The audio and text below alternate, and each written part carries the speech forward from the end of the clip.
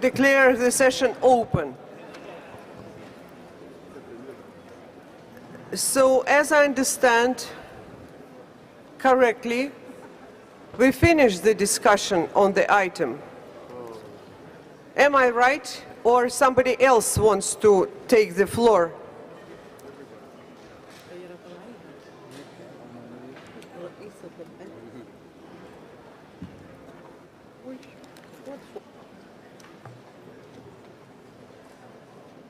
Germany, please take the floor. Madame la Présidente, Madam Chair, I had originally wished to make a contribution in this discussion.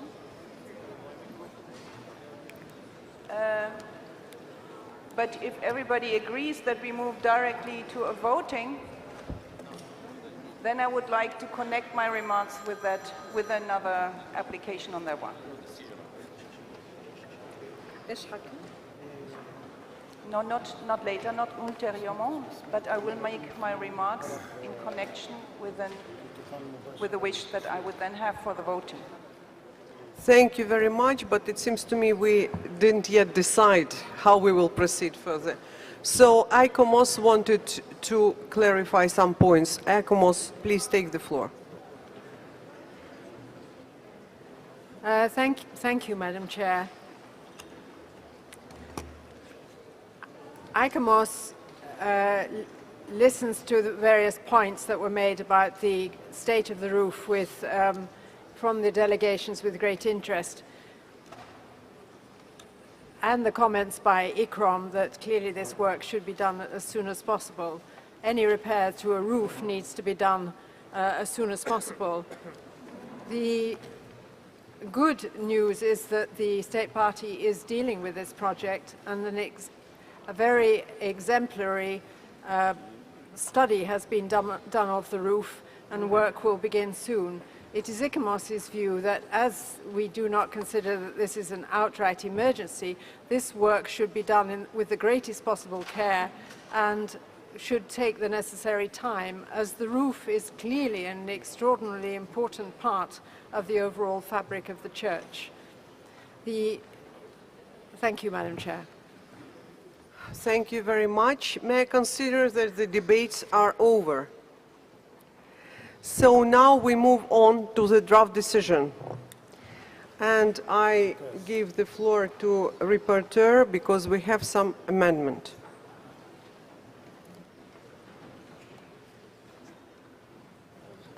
Thank you, Madam Chairperson. You received yesterday afternoon the proposed text of the delegation of Algeria regarding item 8B.5, and this morning it was distributed in both languages, English and French. So all the committee members have in their hands the proposed text. Thank you, Madam Chairperson. Germany, please take the floor.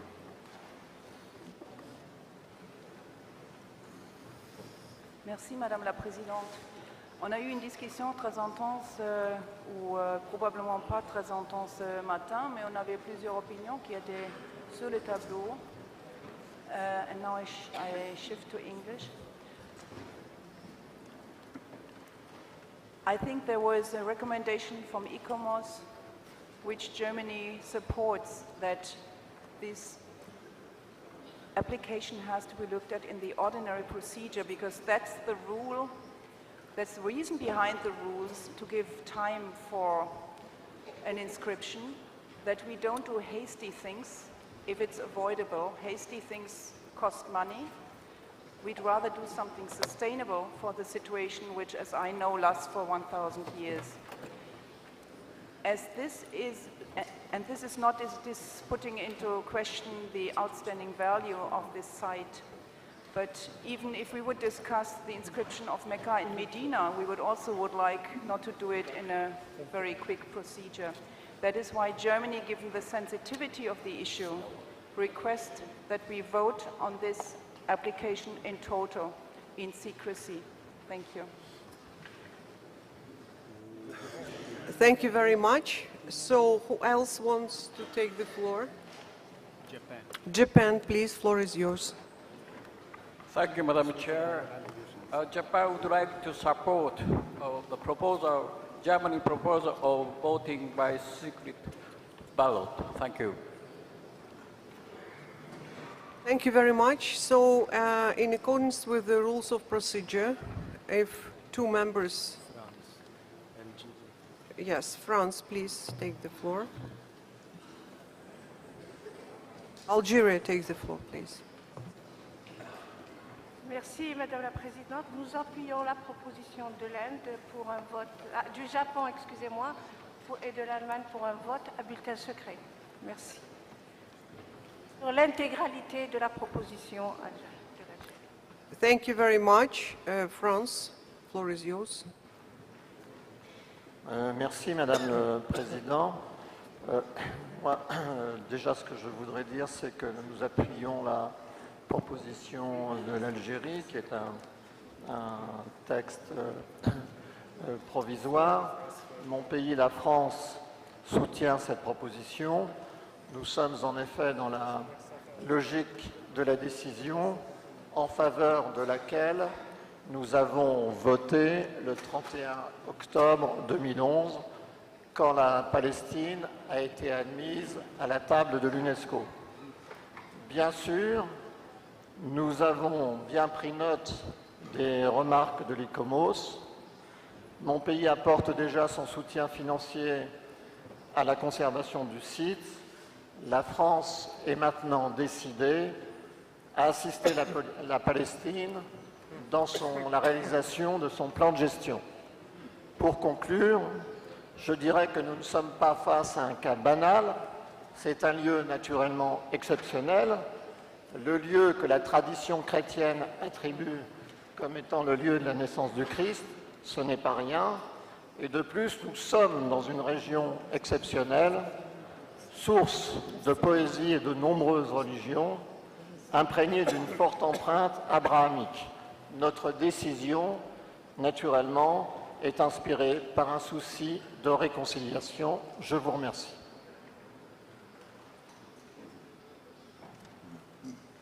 Point of order, Germany, please.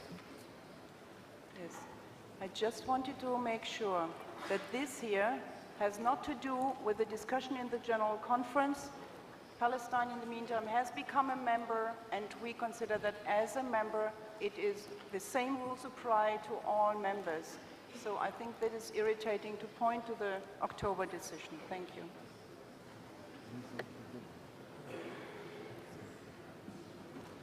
Dear colleagues, first question. What we would like to vote? We have to find, because we have to put, so we have in this proposal, point 3, inscribe the birthplace of Jesus, Church of Nativity, and the pilgrimage route Bethlehem, Palestine, on the World Heritage List on basis on criteria 4 and 6. So, as I understand, the main question which we vote is to inscribe or not inscribe the site in the list. And then the other paragraphs automatically will be accepted. United Arab Emirates, floor is yours. شكرا السيدة الرئيسة. لقد تفضلت بما أردت أن أشير إليه، أننا بصدد مسألتين. المسألة الأولى هو الموافقة على إدراج الموقع المشار إليه على قائمة الخطر، والمسألة الثانية تعديل الفقرة الخاصة بأن هذا الموقع ليس معرضا للخطر. وكما تفضلت يمكن تتبع بقية فقرات القرار في حينه، ولو أننا نميل إلى نؤكد أن هذا يأتي في السياق في مقترح الجزائر بالتصويت على اعتماد القرار كله بالنحو الذي أشرت إليه.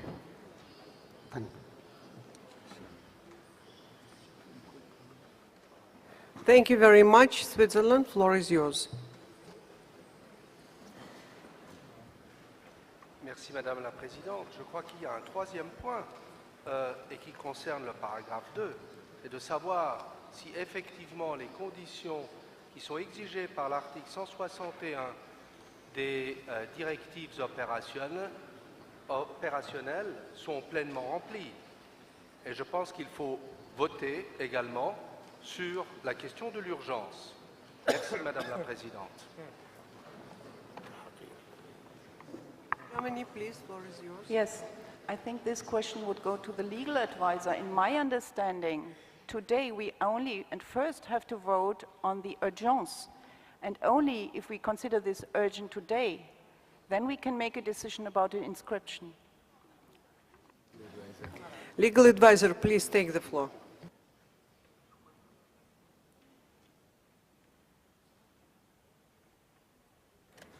Thank you, Madam Chairman.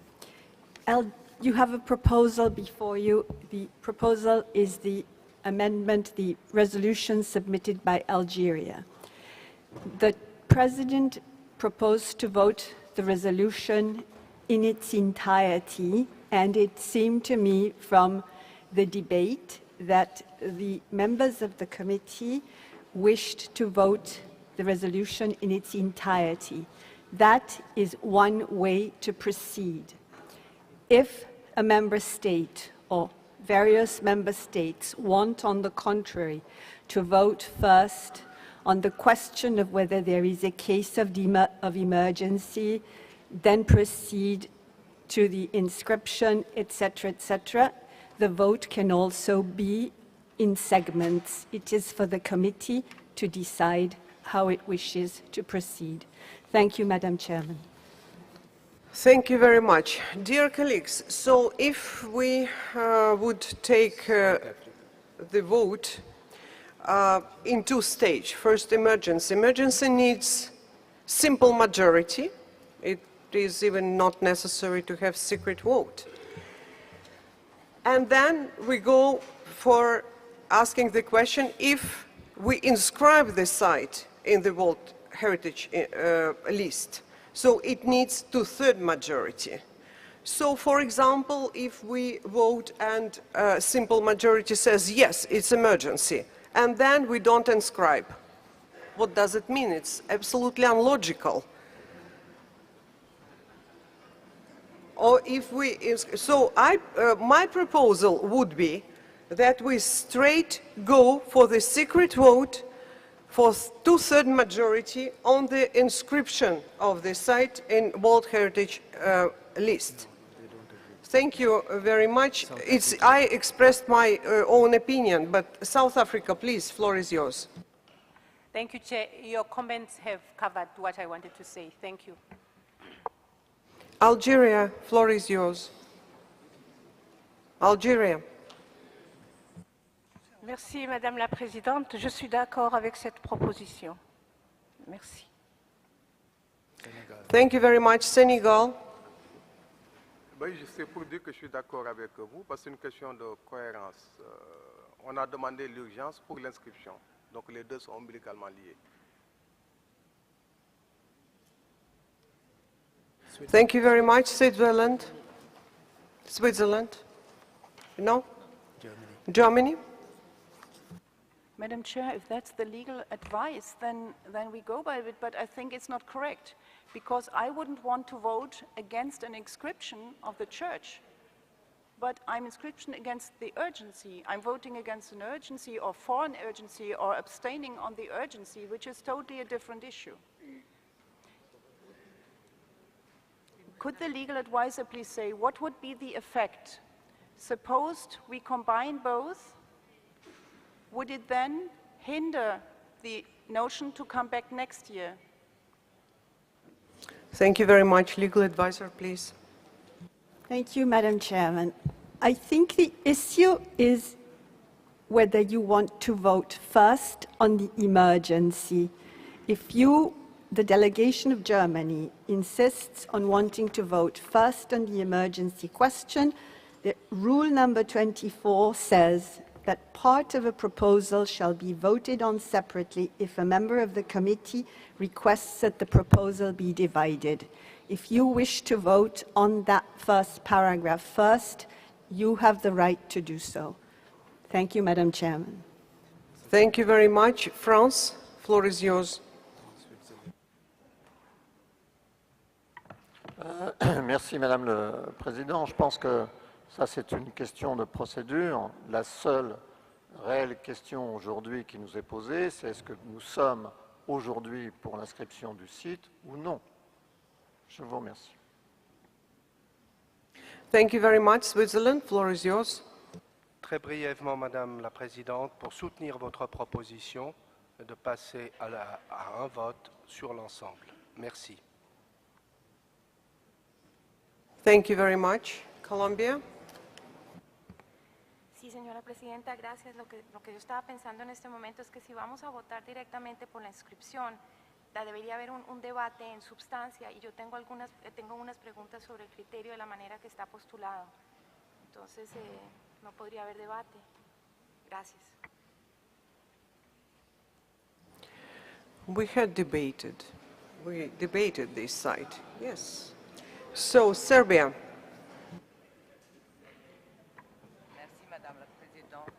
Merci, Madame la Présidente. Je voulais soutenir votre proposition. Merci.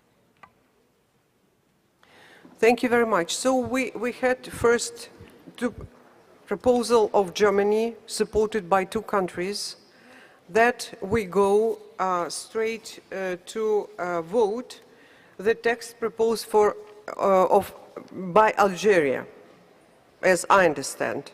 You told in whole this text.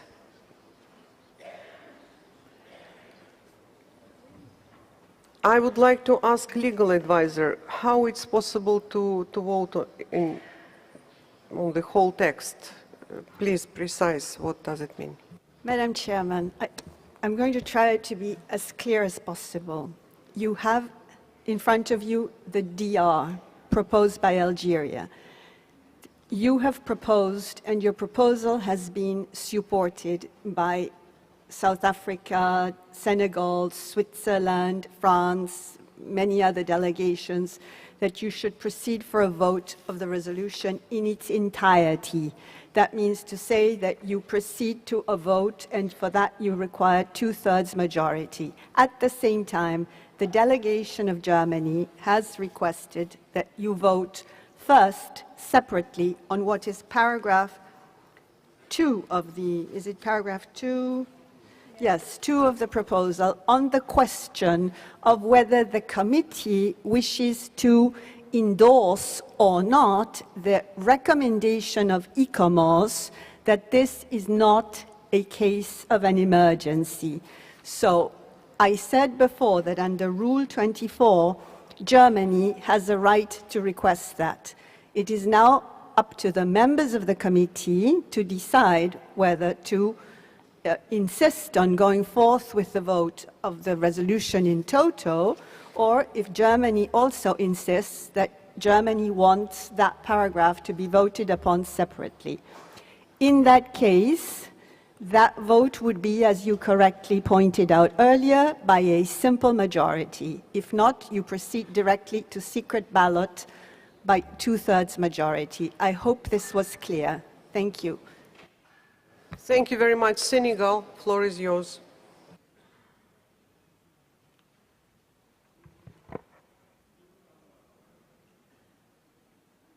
Germany, please, floor is yours. I don't think so, because in my understanding, I asked for a vote on the urgency in secrecy, which was supposed, which would also automatically lead to the 2/3 majority needed. So I think the legal advisor was wrong. Isn't it in the rules? It's a question. It's a question. Madam Chairman, excuse me.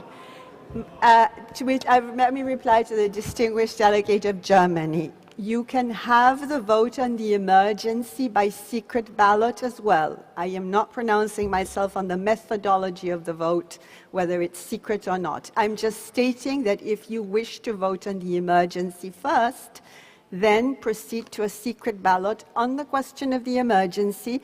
Depending on that, how results, you proceed to vote on the rest of the resolution in toto, also by secret ballot, if as it seems that is the wish of the committee. Thank you, Madam Chairman.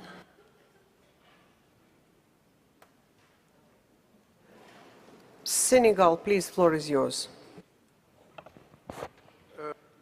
Merci, Madame la Présidente. Je ne suis pas un expert juridique, mais j'aimerais convoquer l'article 25.1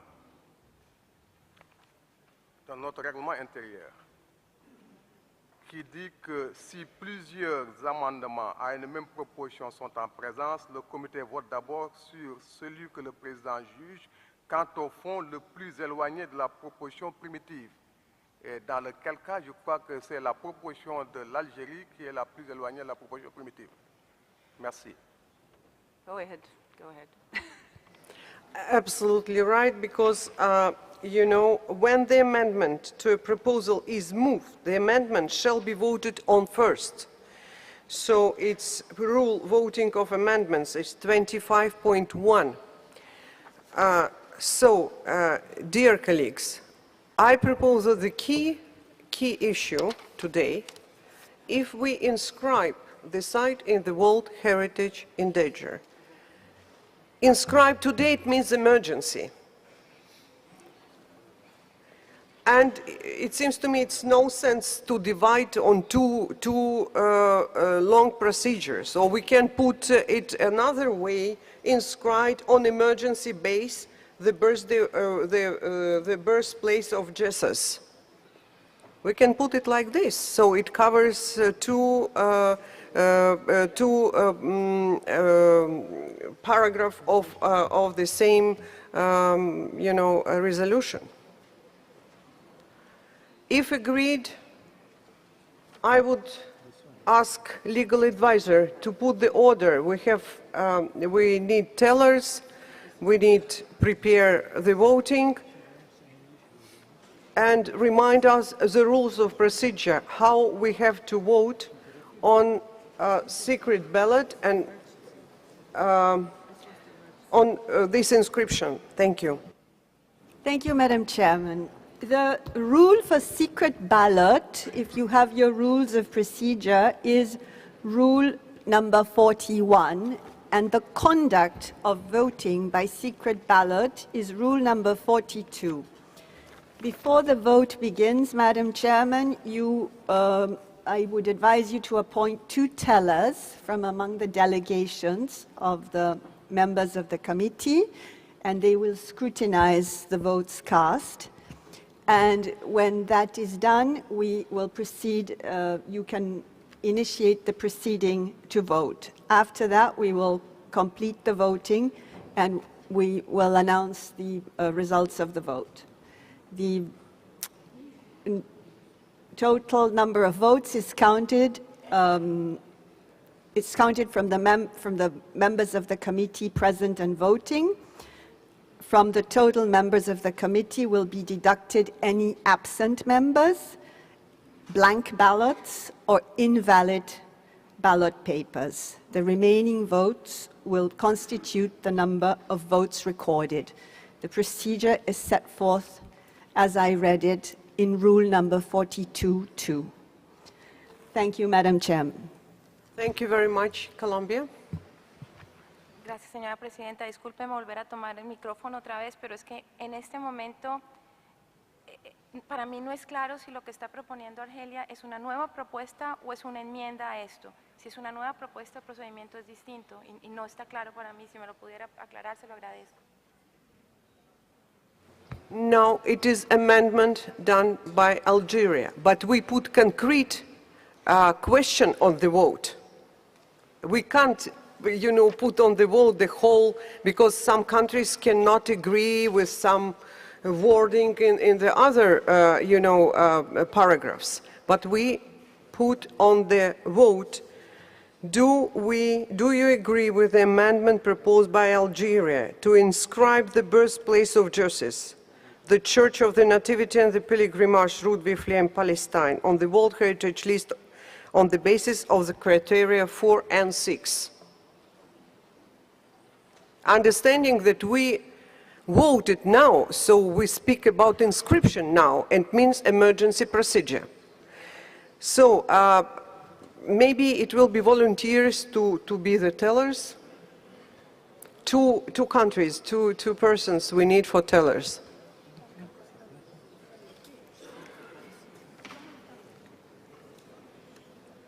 Colombia? Colombia and Ethiopia. We have Colombia and Ethiopia.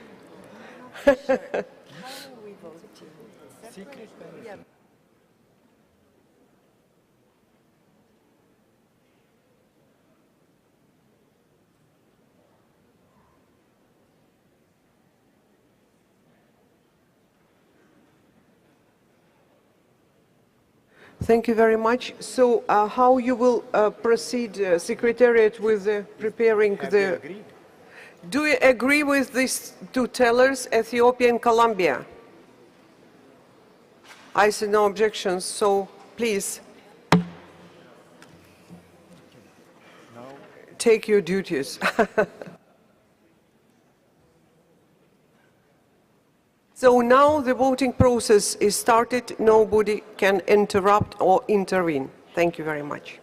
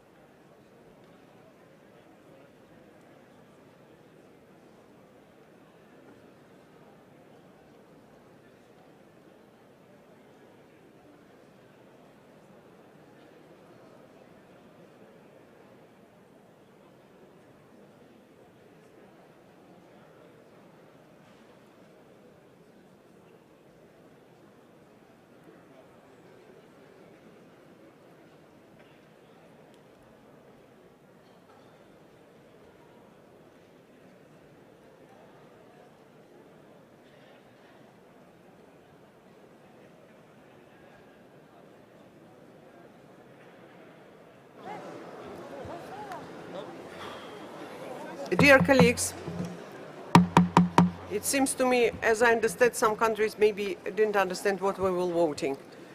Exactly. Of course, the main core issue is we vote for urgently inscription or not. So, but what it will be on paper, we have to precise. I will give the floor to legal advisor. Please, once more, repeat. I'm sorry, Madam Chairman. Thank you for the floor. You are voting on the text contained in the Algerian proposal.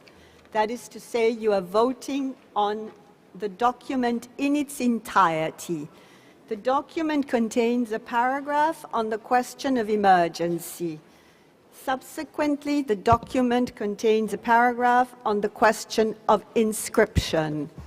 The resolution goes on. I won't read it all, and the seventh paragraph contains the listing on the list of the World Heritage in danger.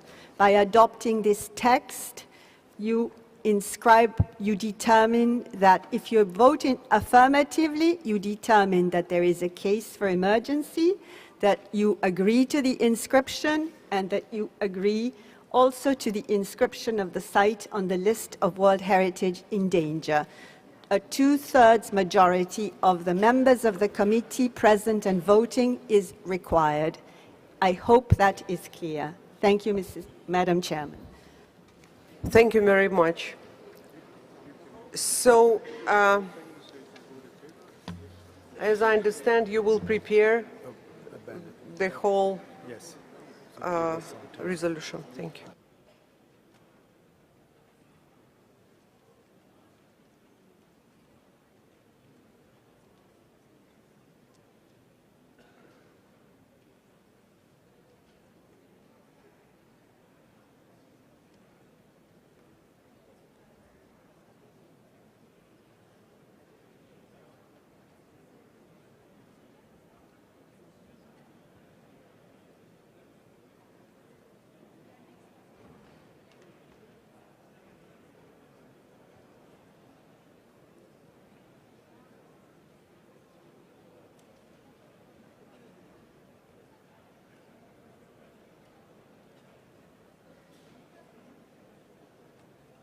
Dear colleagues, the Secretariat needs 10 minutes to prepare all necessary documents, so you can take coffee, but 10 minutes, not more. Thank you.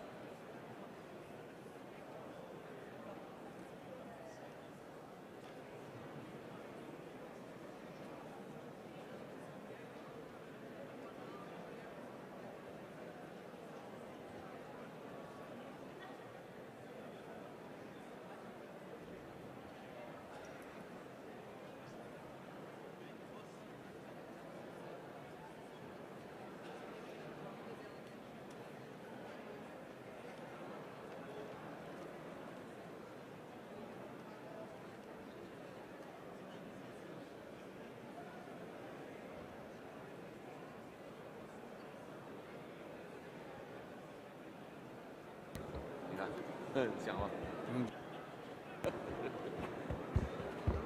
讲了。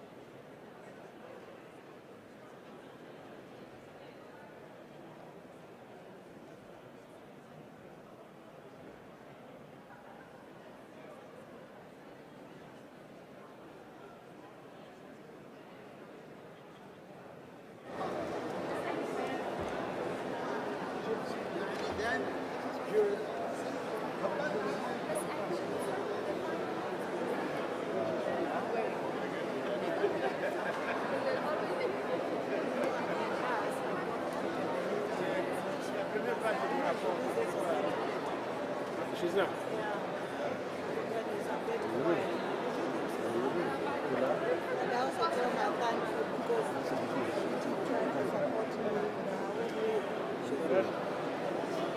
Yeah, she said 2014 also.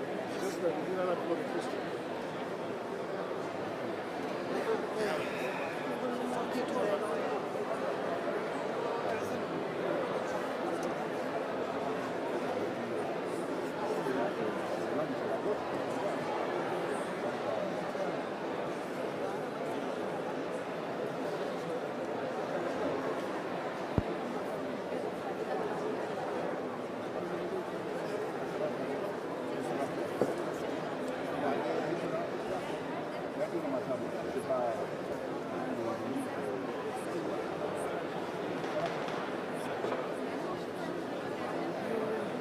Dear colleagues, everything is ready for vote.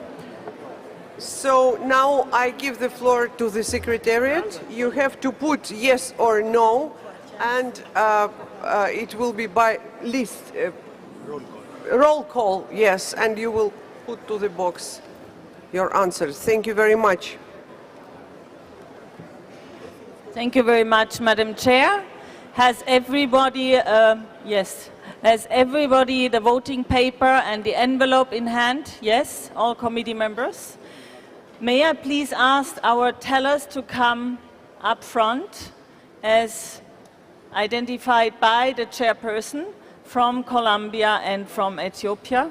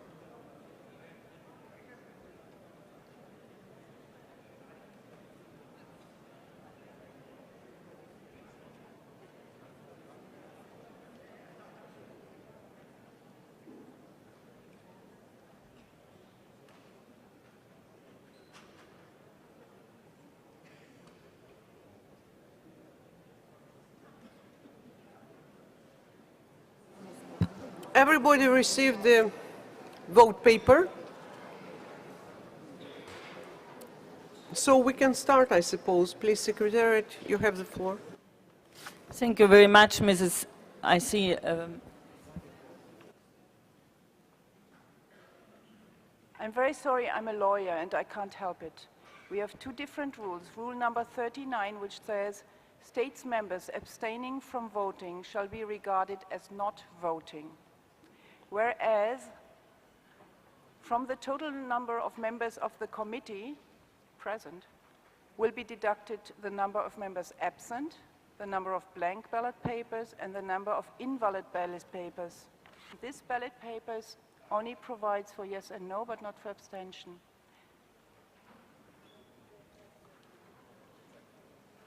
No, it's blank. If you put nothing, it's blank. It reduces the number of members present. If you have an abstention, it doesn't reduce the number of members present, but only the number of voters. You're absolutely right. Yes, they have to put.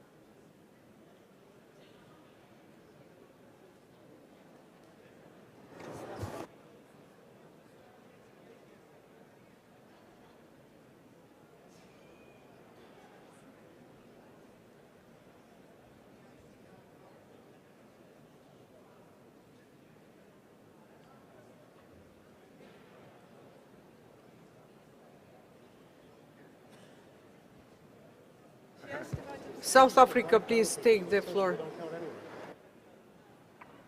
Thank you, Madam Chair. It's just to seek some clarification on the point that was raised by Germany right now. Germany wants a box indicating that there could be an abstention. It's going to come to the same conclusion if you don't put any mark on the paper. Because as much as you put no mark or you indicate an abstention, your vote won't be counted.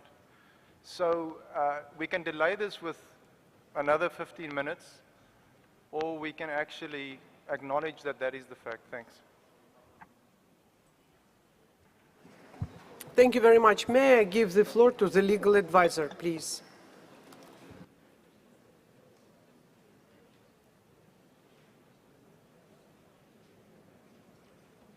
Madam Chair, if I understood correctly, the question is about abstentions. Abstentions don't count. The traditional way of showing an abstention is to have a blank ballot paper. You don't mark yes, you don't mark no. So a blank ballot paper will be counted as an abstention, but it doesn't count towards the result. In other words, the majority required is counted on the basis of those who vote in favor and those who vote against. In favor and against are added up, and then the mathematical calculation is made. Thank you.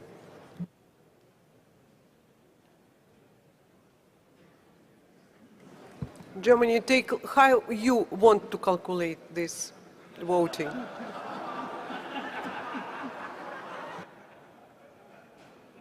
Madam Chair, I think I have to insist that this ballot paper has there is a difference made in our operational rules, and it is a different counting, and in certain conditions it gives a different result. Sorry, I've been at university on that for 5 years.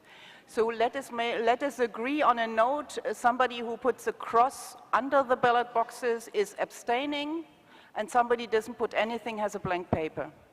That I can live with. Yes, but in any case, abstention is not count, like don't exist. Like blanket paper, that's yes, yes. No, but we passed a lot of votings in our house, so, and you know it very well. Thank you very much. So we are waiting the third, abstention to put on the list.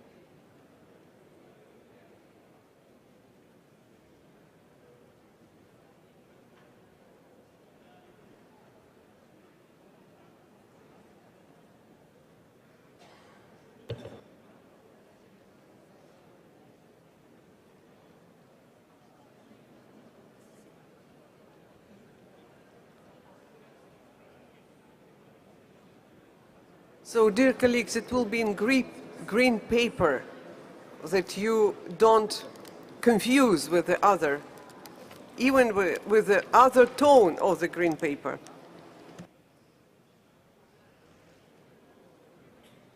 Don't use the white one which we gave you before.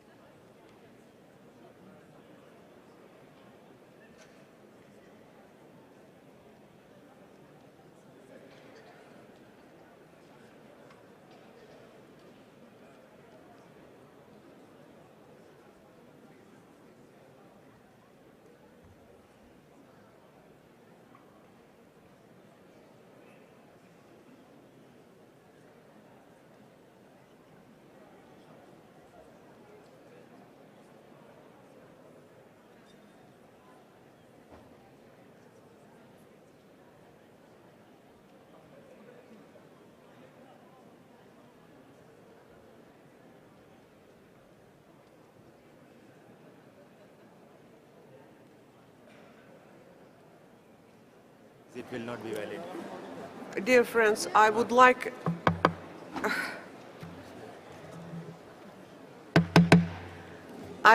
once more to remind you, please use only this new green paper which you received. It's first. And then I would like once more to give the floor to legal advisor to precise how we count the results of the votes. Thank you.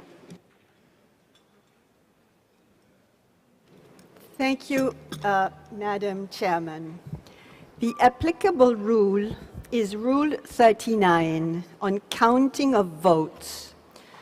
The rule stipulates that for purposes of the rule, states members present and voting means the members of the committee that cast an affirmative, a yes, or a negative vote, a no, and any state member that is not voting, that is abstaining from voting, shall be regarded as not voting. That's the third category, abstention.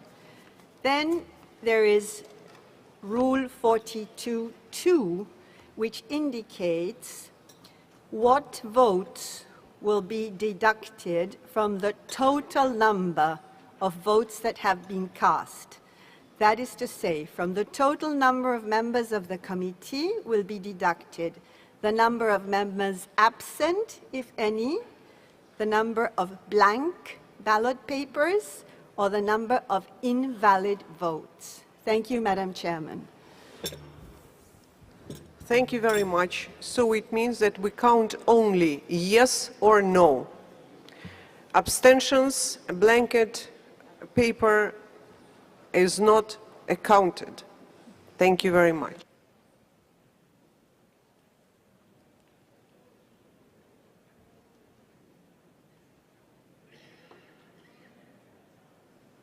So now I give the floor to the Secretariat. Please take the floor. Thank you very much, Madam Chair. So I hope you have your ballot papers in the envelopes, and we will start proceeding with the vote in the English alphabetical order of the committee members. So we start with Algeria, if you would like to kindly come forward to vote.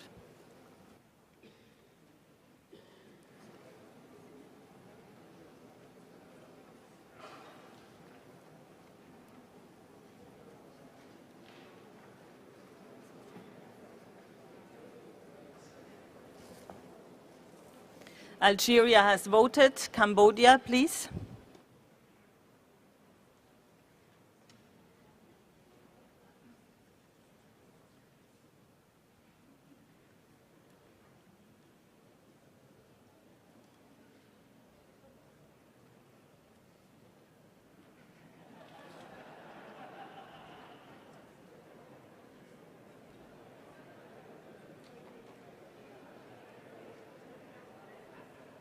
Cambodia voted.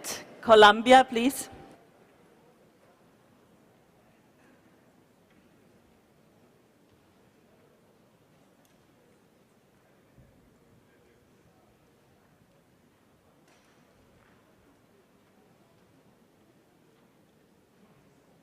Colombia voted. Estonia, please.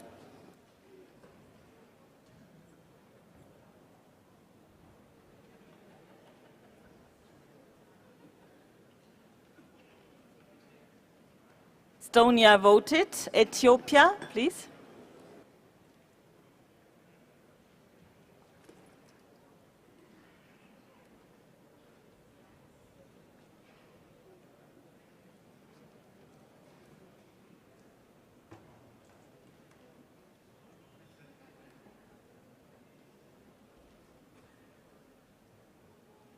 Ethiopia voted. La France, s'il vous plaît.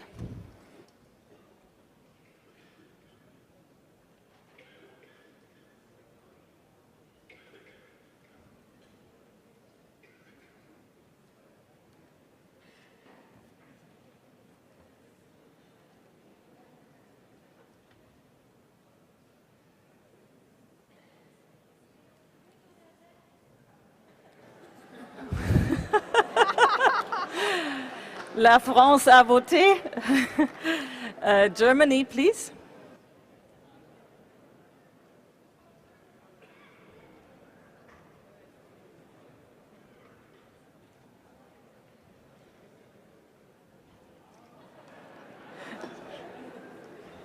Germany voted. India, please.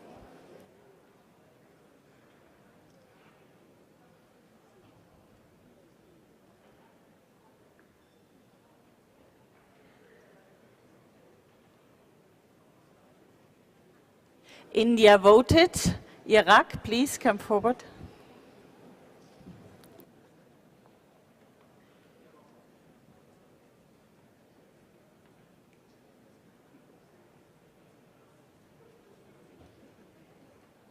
Iraq voted. Japan, please.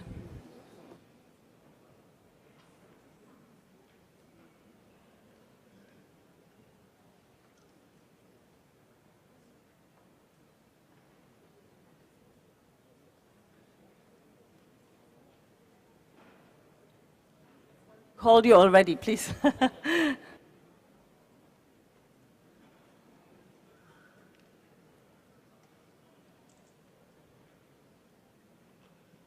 Japan voted. Malaysia, please.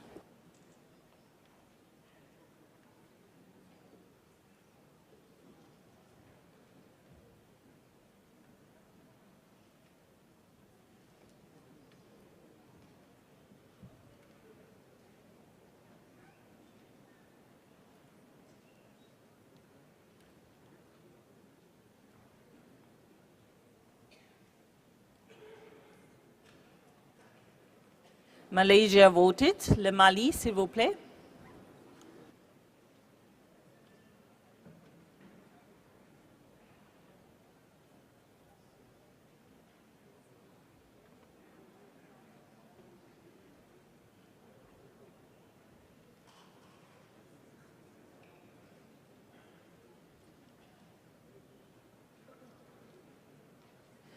Le Mali a voté. Mexico, por favor.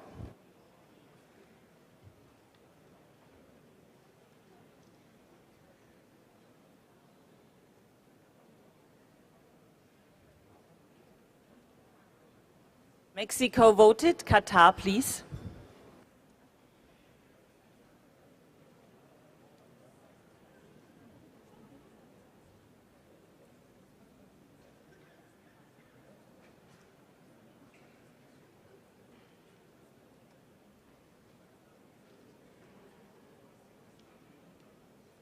Qatar voted. Shukran. Russian Federation, please.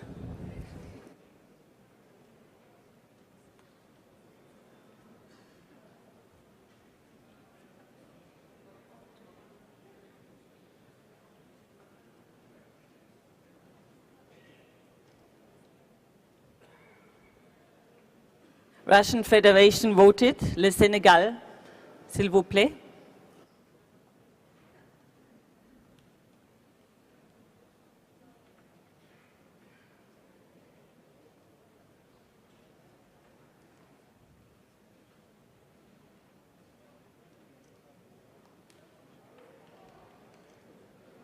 Le Sénégal a voté. La Serbie, s'il vous plaît.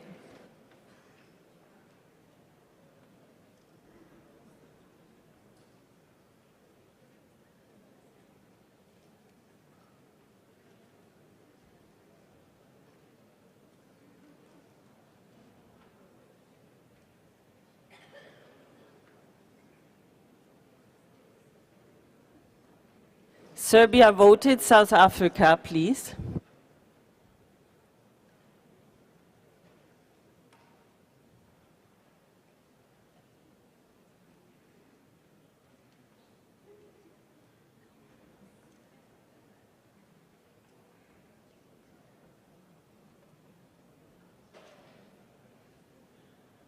South Africa voted. Switzerland, s'il vous plaît. La Suisse.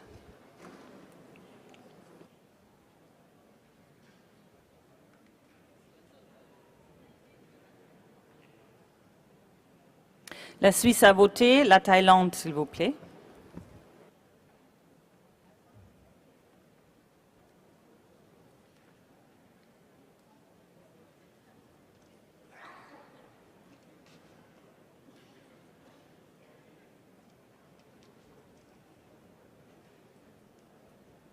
Thailand voted. United Arab Emirates, please.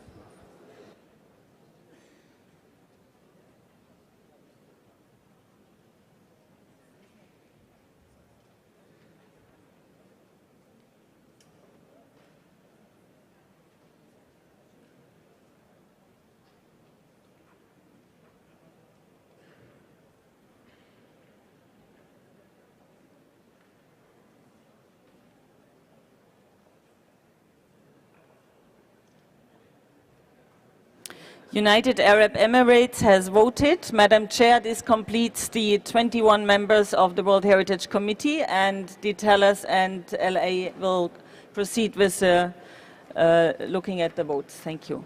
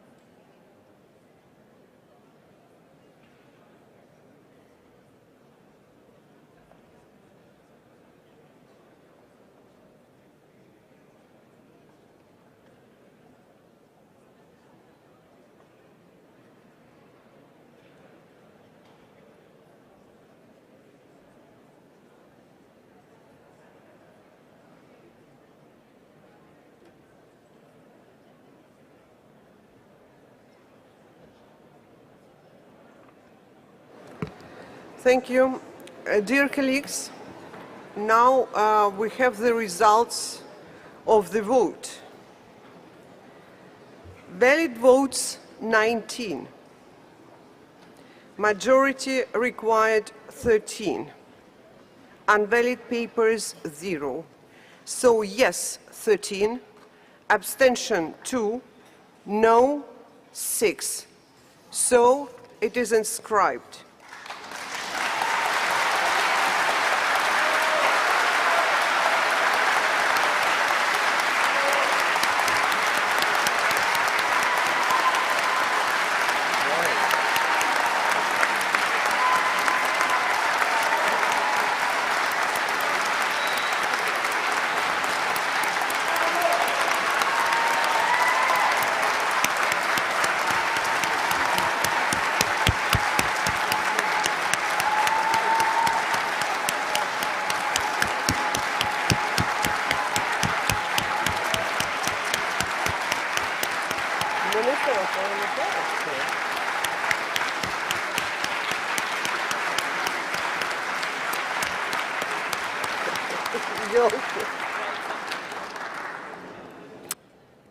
So Palestine, my congratulations, and floor is yours.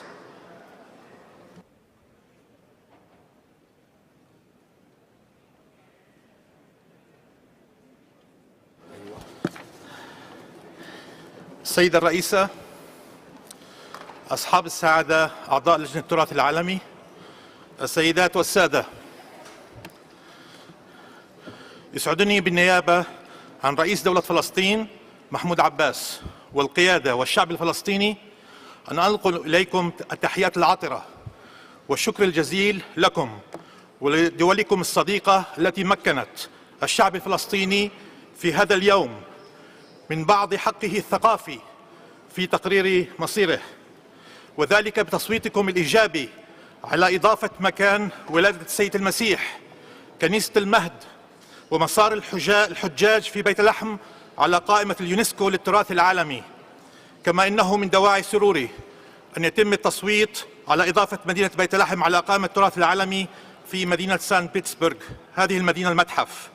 إن التراث الثقافي والطبيعي الفلسطيني مهددان بخطر التدمير من قبل آلة الحرب الإسرائيلية ومن سياسة الاحتلال المتبعة في بناء المستوطنات وجدار الدم والفصل العنصري، بالإضافة إلى الاعتداءات الإسرائيلية الممنهجة لطمس الهوية الثقافية والتاريخية والوجود الفلسطيني على أرض فلسطين التاريخية، وممارسات المستوطنين الإرهابية التي تضع التراث والإنسان الفلسطيني تحت خطر الموت والاندثار. إننا نقف إلى جانبكم في دوركم السامي في الحفاظ على اتفاقية التراث العالمي للعام 1972 من خلال المساعدة على بقاء المعرفة وتطويرها وتعميمها على طريق صون التراث العالمي وحمايته. وأدعوكم لحماية فلسطين أرض الحضارات والثقافات والديانات، وكل فلسطين هي أرض تراث تستحق أولوية خاصة وحماية جماعية فعالة. ففي كل شبر من فلسطين التاريخية هناك آثار وتراث مادي وغير مادي، طبيعي وثقافي، ومنه ما هو مغمور بالمياه، آثار تقف شاهدة على أصالة الشعب الفلسطيني ذو الجذور التي تمتد إلى الآلاف من السنين. لذلك فإننا سنقوم بالعمل على تسجيل العديد من المواقع التراثية والطبيعية إلى لائحة التراث العالمي عند استكمال ملفاتنا حسب الإجراءات المتبعة في اليونسكو.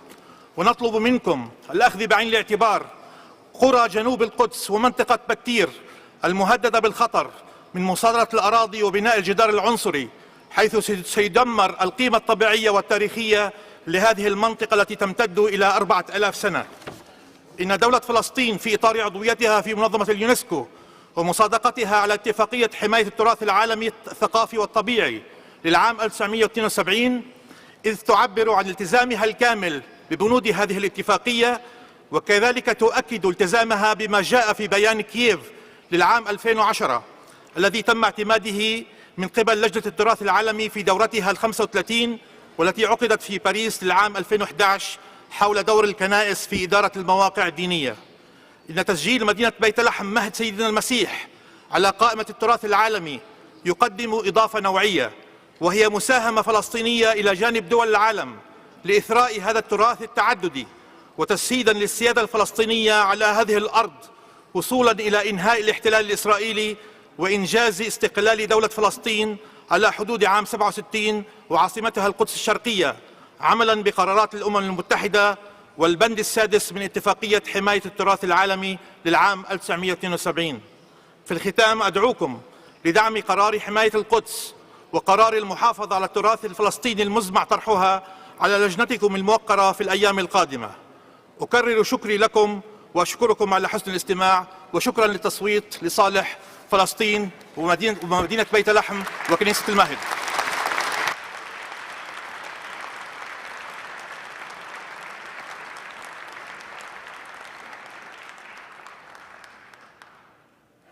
Congratulations once more, and dear colleagues, I see that our Israel colleague wants to take the floor. With your permission, I will give the floor to the Ambassador of Israel. Please, floor is yours. Thank you, Madam Chairman. You're certainly not surprised that I wish to take the floor.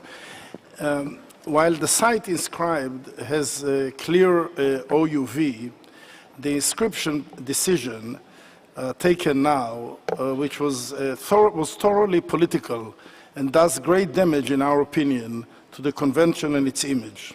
The trust and prestige of the World Heritage Convention, the trust and prestige it enjoys internationally, derive from its professionalism and the high quality of the professional work done by the advisory bodies, which is exemplary. While it has the political right to nullify professional advice, it is highly inadvisable, nay, outrightly mistaken, for the committee to do that when ICOMOS recommendation was so clear as it is in this case. The committee's decision has no foundation in facts.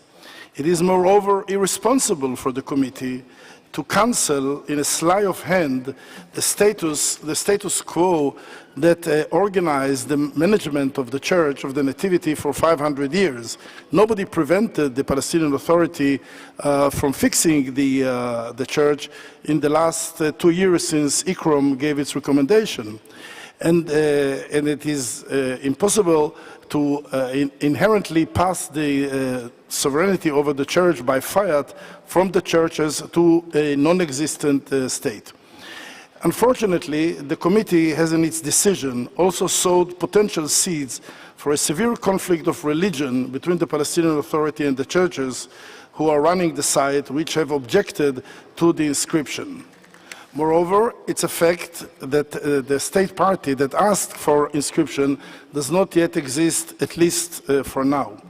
UNESCO has opted to live in an Alice in Wonderland reality, but reality still prevails. Thus, your decision today risks the credibility and usefulness of the convention in the real world. This is indeed very sad. Thank you. Thank you very much. So, dear colleagues, now we move on in our work. Thank you very much. So, and now with your permission, we go to the site of human evolution and Mountain Carmel, the Nahal Ma'arot Madi al-Muhara Caves, Israel.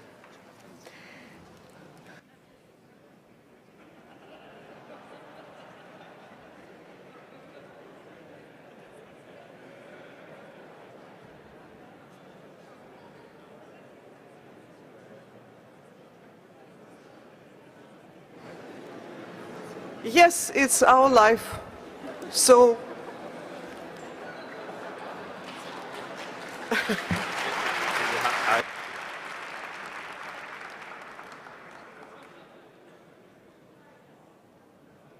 so now I give the floor to the World Heritage Center. Floor is yours. Or ICOMOS, excuse me, ICOMOS.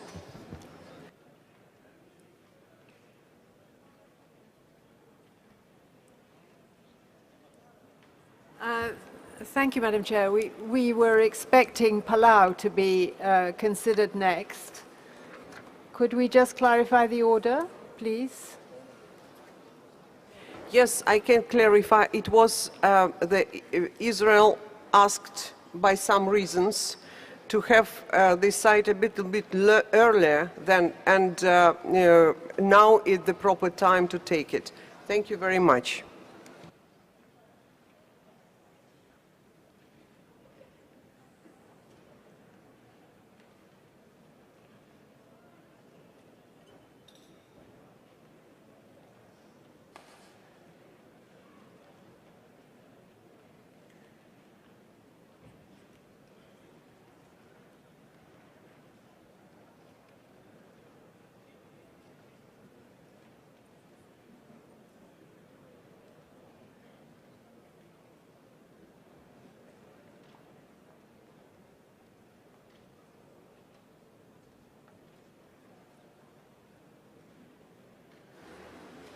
Okay, thank you, Madam Chair. Could we will now present the sites of human evolution at Mount Carmel. Next slide, please.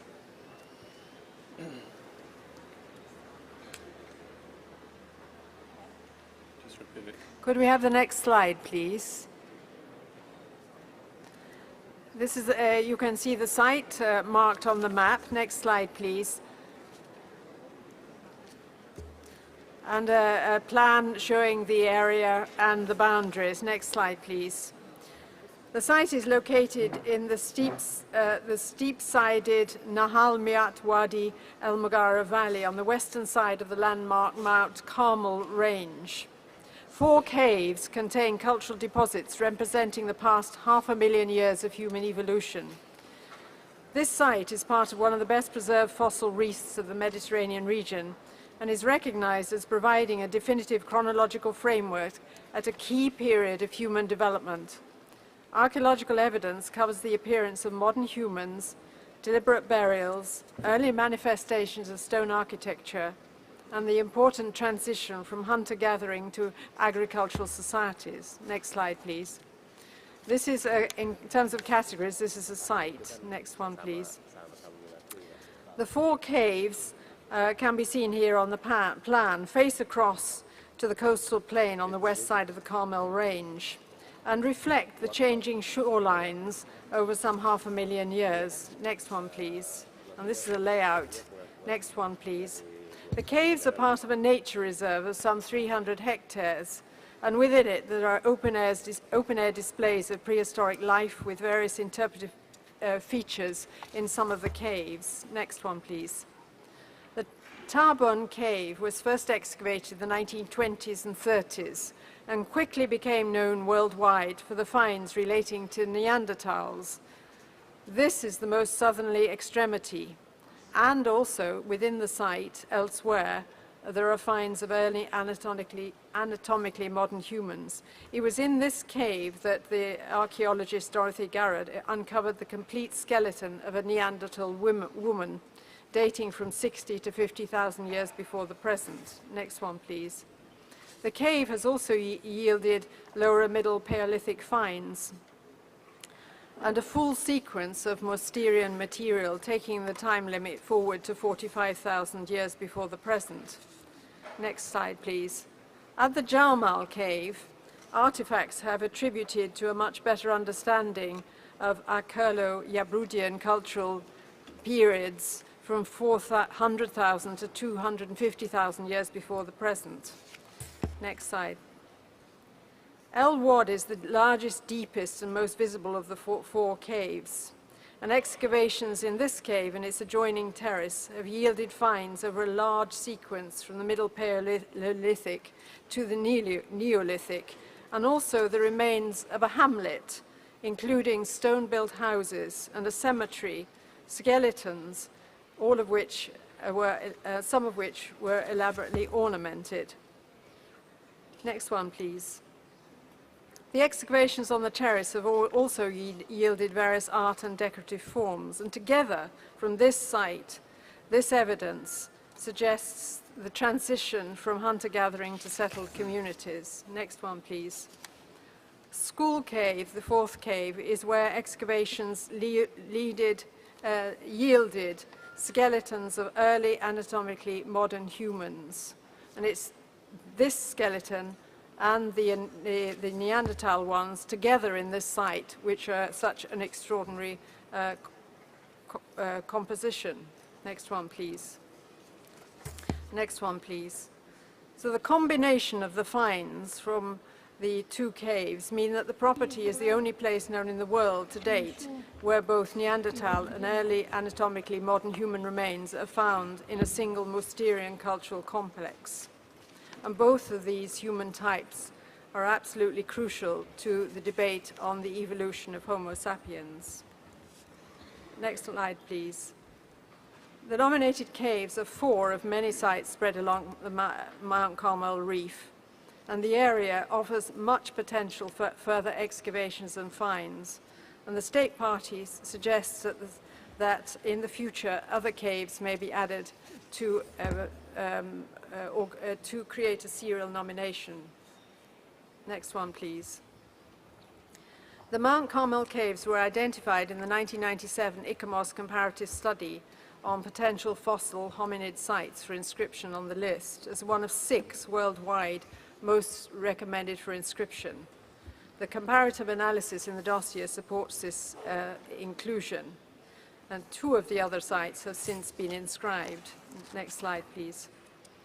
There is a visitor center through which visitors pass. At the moment, School Cave is outside the fence that controls access and not on the tourist circuit.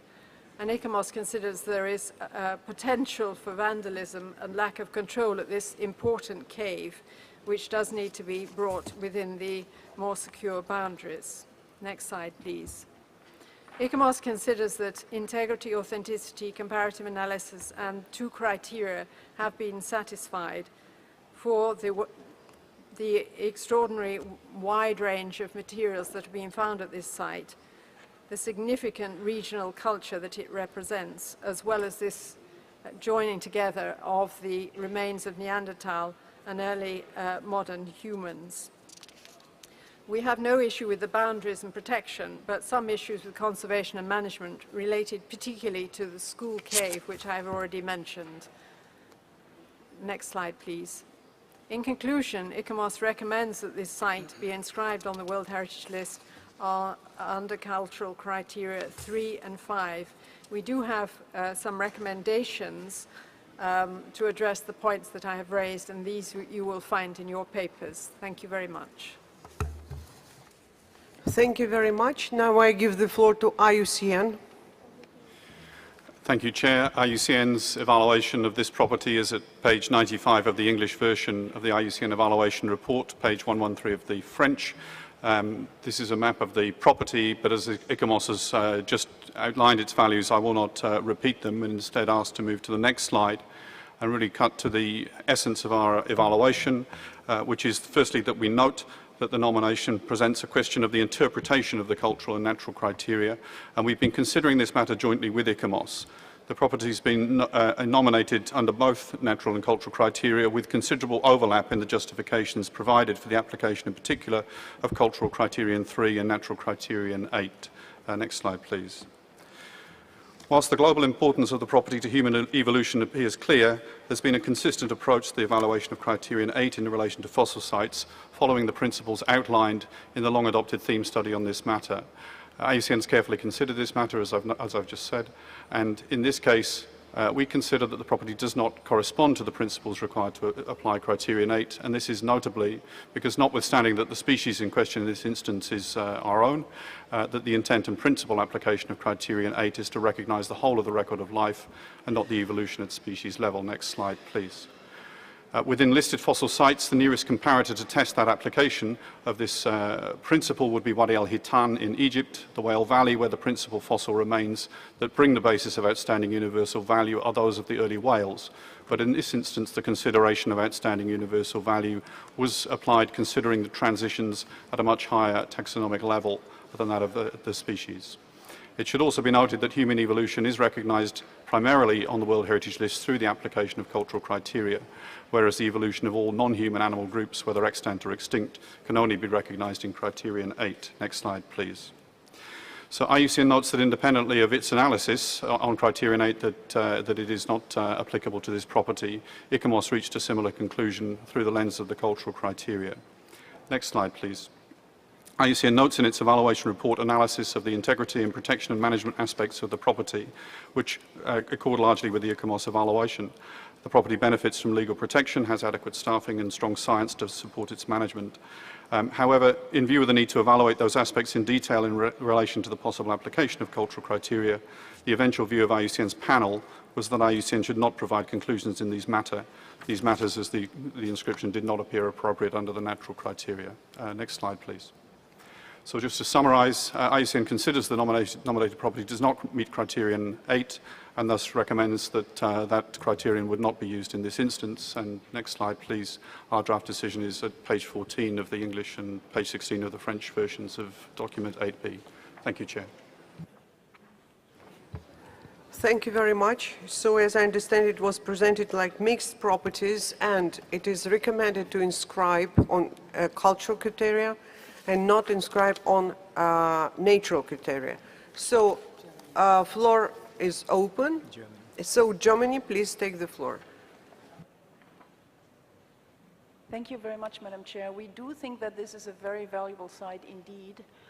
We just not too long ago realized that the criterion 8 was not, where it was nominated, was not accepted. There is, however, one sentence in this description, scientific description, that we think would very well fit into the criterion 3 that is accepted, and we would ask this sentence to be added there with your permission. We have made an amendment to this point.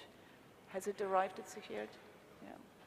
You want me to read it? Oh. Okay, so it would read, in the technical description, it testifies at least 500,000 years of human evolution, and that is when one sentence is added, which reads, significantly, the site demonstrates the unique existence of both Neanderthals and early anatomically modern humans, EAMH in brackets, within the same Middle Paleolithic cultural framework, the Mousterian.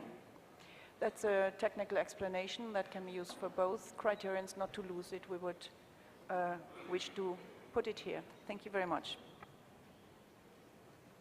Thank you very Certainly much. support the notion. Who else wants to take the floor?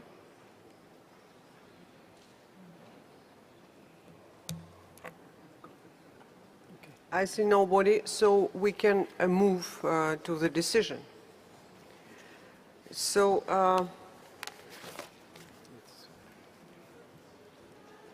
if there are no more comments or objection, I now declare decision 36 8B.13 adopted as amended. Adopted. Thank you very much, and Israel, congratulations.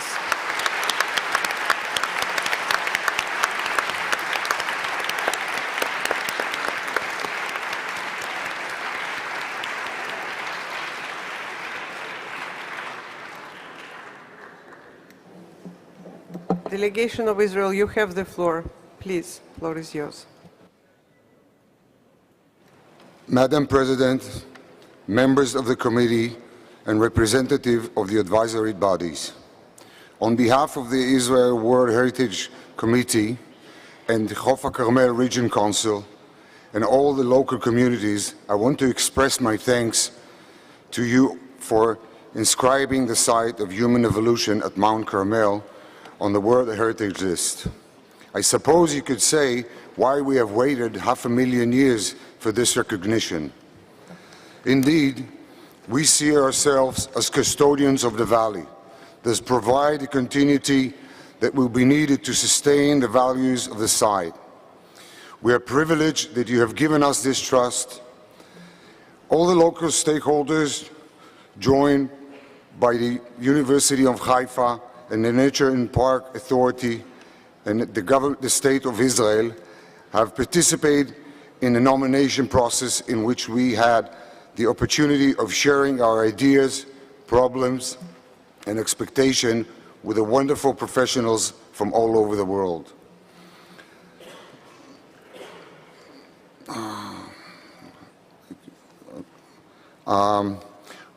We will continue to support these joint activities and dialogue within the HEADS program.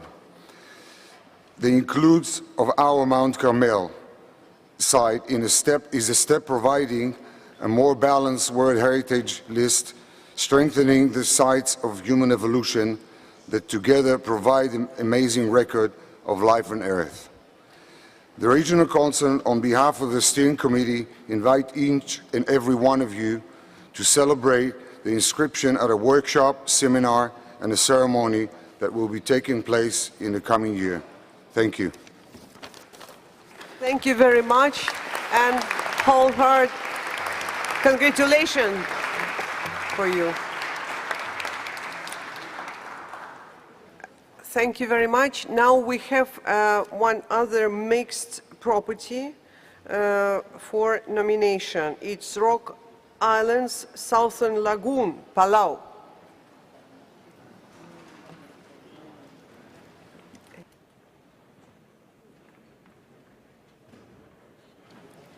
Please, ICOMOS, floor is yours. Thank you, Madam Chair. Next slide, please. Here is a map showing the Rock Islands and the southern lagoon of Palau in the western Pacific Ocean. Next slide, please. The Rock Islands are numerous large and small forested limestone islands scattered within a marine lagoon protected by a barrier reef. They lie immediately to the south of Palau's main volcanic island in the western Pacific. Next one, please. The islands contain a significant set of cultural remains relating to the occupation over some 5,000 years of these islands that ended in their abandonment in the 17th and 18th centuries. The remains of former human occupation in caves, including rock art and burials, testify to seasonal human occupation in the early years and the use of the marine ecosystem dating back some 3,000 years on the islands. Next one, please. The remains and rock art sites are found in 2 island clusters and on 3 separate islands, all within this one boundary. Next one, please. In terms of categories, this is a site, but it's also been nominated as a cultural landscape. New slide, please. The first cluster is Oolong Island Cluster, which is 6 raised coralline reef islands located in the central part of the property. This island is the largest and is said to contain the most significant set of remains, with evidence dating back 3,000 years right through to the 18th century. Next slide, please. As with several other islands, Oolong has the remains of stone-walled villages. These are permanent stone villages which seem to date back to between 950 and 500 years before the present, and were abandoned in the 17th to 18th century when the population moved to the larger volcanic islands. The villages contain the remains of defensive walls, terraces, and house platforms, and show distinctive responses to their local environment, and also reflect their abandonment as a consequence of population growth and climate change, which impacted on these marginal societies. Next slide, please. In one part of the island, there is a concentration of red ochre rock art, which is said to, thought to date back to around 3,000 before the present. Next slide, please. In Nimeles Island cluster, there are also stone-walled remains, including this platform, which is the remains of a communal men's house. Next slide, please. Naruktabel Island is the largest in the southern lagoon, and it is a cluster of islands where also remains have been found. Next one, please. Next one, please. There are 5 stone villages, as you can see here. Next one, please. And oral history records these 5 villages, which were occupied prior to European contact. The overall nominated area, some survey work has been done, but it clearly has the potential for much more work and research to identify in full the remains that are on all of these islands. Next one, please. 1 or 2 of the remains have been consolidated, such as this well, which you see here, but many others await attention for conservation work. Next slide, please. Nyanis Island also has southern features on its southern outcrop and include remains of what is reputed to be a chief's house, known from oral traditions. Next one, please. Finally, located at the southwest of the site is this island where cave burials have been discovered. The descendants of the people who moved from these rock islands to the main islands of Palau identify with their ancestral islands through oral traditions that record in legends, music, and proverbs the traditional place names and the land and seascapes of their former homes. The comparative analysis that ICOMOS carried out on cultural landscapes of the Pacific has helped to identify this nomination as filling one of the major gaps in the World Heritage List in terms of landscapes and sites within the Pacific area. Next one, please. ICOMOS considers that the property can be seen to justify criteria 3 and 5 as an exceptional testimony to the organization of small island communities and their harvesting of marine resources over some 3 millennia, and the way the climate change an increase in population impacted adversely on this society in this very marginal environment. We have said the condition of integrity is satisfied, but we consider it is extremely vulnerable, as there are threats to the remains of the stone villages. These are not well protected from visitors who come to the islands, and sometimes the stones are rearranged and loosened, which can make them very vulnerable to erosion by the action of waves. We consider that conservation is not adequate, as there's no conservation plan for the sites and almost no active conservation work. Further, the protection and management are not yet in place. Disappointingly, there has been up till now little involvement of local communities, and perhaps most fundamentally, there is a need for a database to underpin all these activities so there's a clear understanding of what is out there that needs protecting. Next slide, please. In conclusion, ICOMOS recommends that the nomination of the Rock Islands be referred back to the State Party in order to allow it to address the points that I have raised in terms of better protection, developing a database, improving management. We also make one further recommendation that the State Party give consideration to changing the name of the property to reflect its cultural value. I would like to add one final point. Although ICOMOS recommends referral, we consider that achieving effective and proactive management and conservation will need time to achieve, particularly putting in place collaborative management with local communities. Thank you very much. Thank you very much. Now, IUCN, you have the floor. Thank you, Chair. IUCN's evaluation is on page 81 of the English and 99 of the French versions of the evaluation report. Next slide, please. In fact, I'll just move straight on as you've seen this map from ICOMOS. And move straight to the nature of this inscription, this nomination, which is been nominated in relation to 3 natural criteria. Several coral reef sites are already inscribed on the World Heritage List under criterion 7, and similar mushroom-shaped islands to the property can be seen at Raja Ampat on the tentative list of Indonesia. But we find that this is a superlative site, and a measure of its superlative natural phenomenon in the property is the occurrence of marine lakes in high number and density. Next slide, please. In relation to criterion 9, these same 52 marine lakes are also superlative and are at different stages of geological and ecological development, ranging from lakes with high connectivity to the sea to highly isolated lakes with notably different species conservation, including endemic species.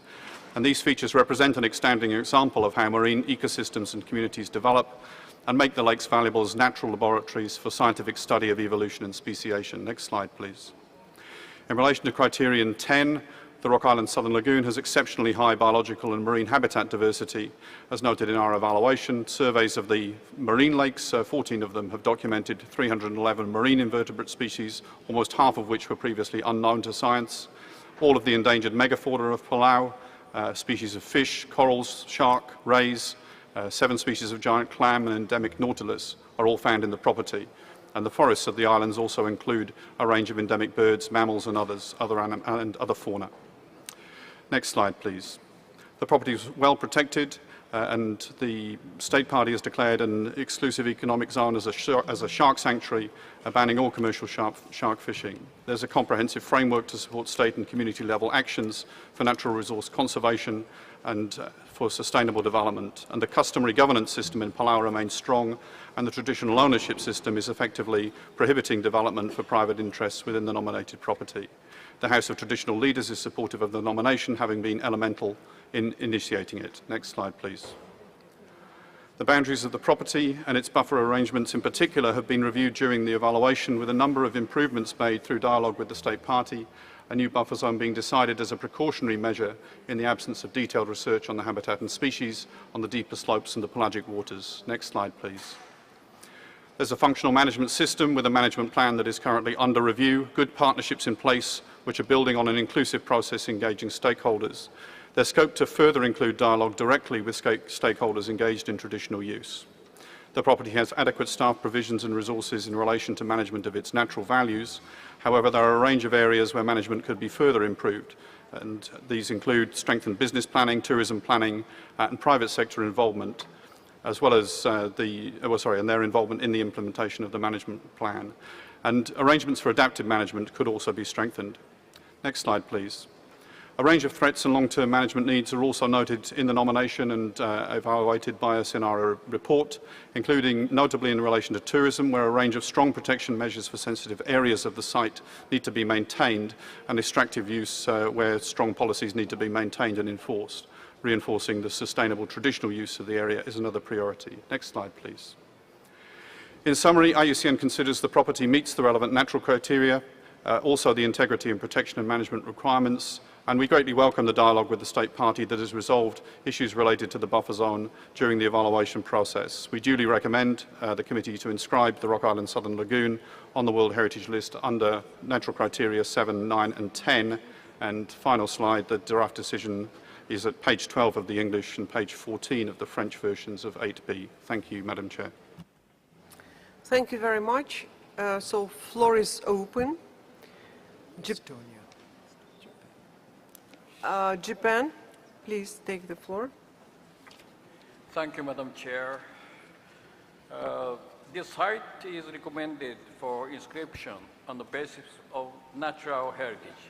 However, it is referred back on the basis of cultural criteria in order to include all the designated sites within the property on the National Register list, and to develop a database and to complete and approve a new management plan.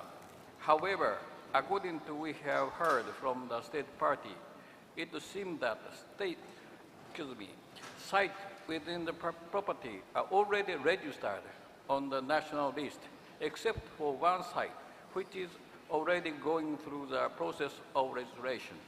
And that management plan is already being prepared. If the case is, if that is the case, Japan would like to see this site be inscribed as a cultural heritage as well, and which would be the first World Heritage of the state party. So anyway, first of all, I'd like to ask state member for clarification on this point. Thank you. Thank you very much. Estonia, floor is yours. Estonia congratulates the State Party of Palau for this wonderful nomination and wishes to encourage the State Party to carry on work with the cultural criterion. We see great potential here and believe that the true nature of this site lies both in natural and cultural values. Thank you. Thank you very much. Colombia, floor is yours. Gracias, señora presidenta. Nosotros también queremos felicitar al Estado de parte de Palau por la presentación de este expediente, siendo este su primer sitio de posible inclusión en la lista de patrimonio. Esto demuestra el éxito de la Convención del 72 y hace honor a su 40º aniversario. Los felicitamos pues por el lado de IUCN, pues ya quedó ahí la recomendación de inscripción. por el lado cultural de ICOMOS, quisiéramos que el Estado parte nos presentara algo sobre el plan de manejo, que tengo entendido que ha estado en revisión. Gracias.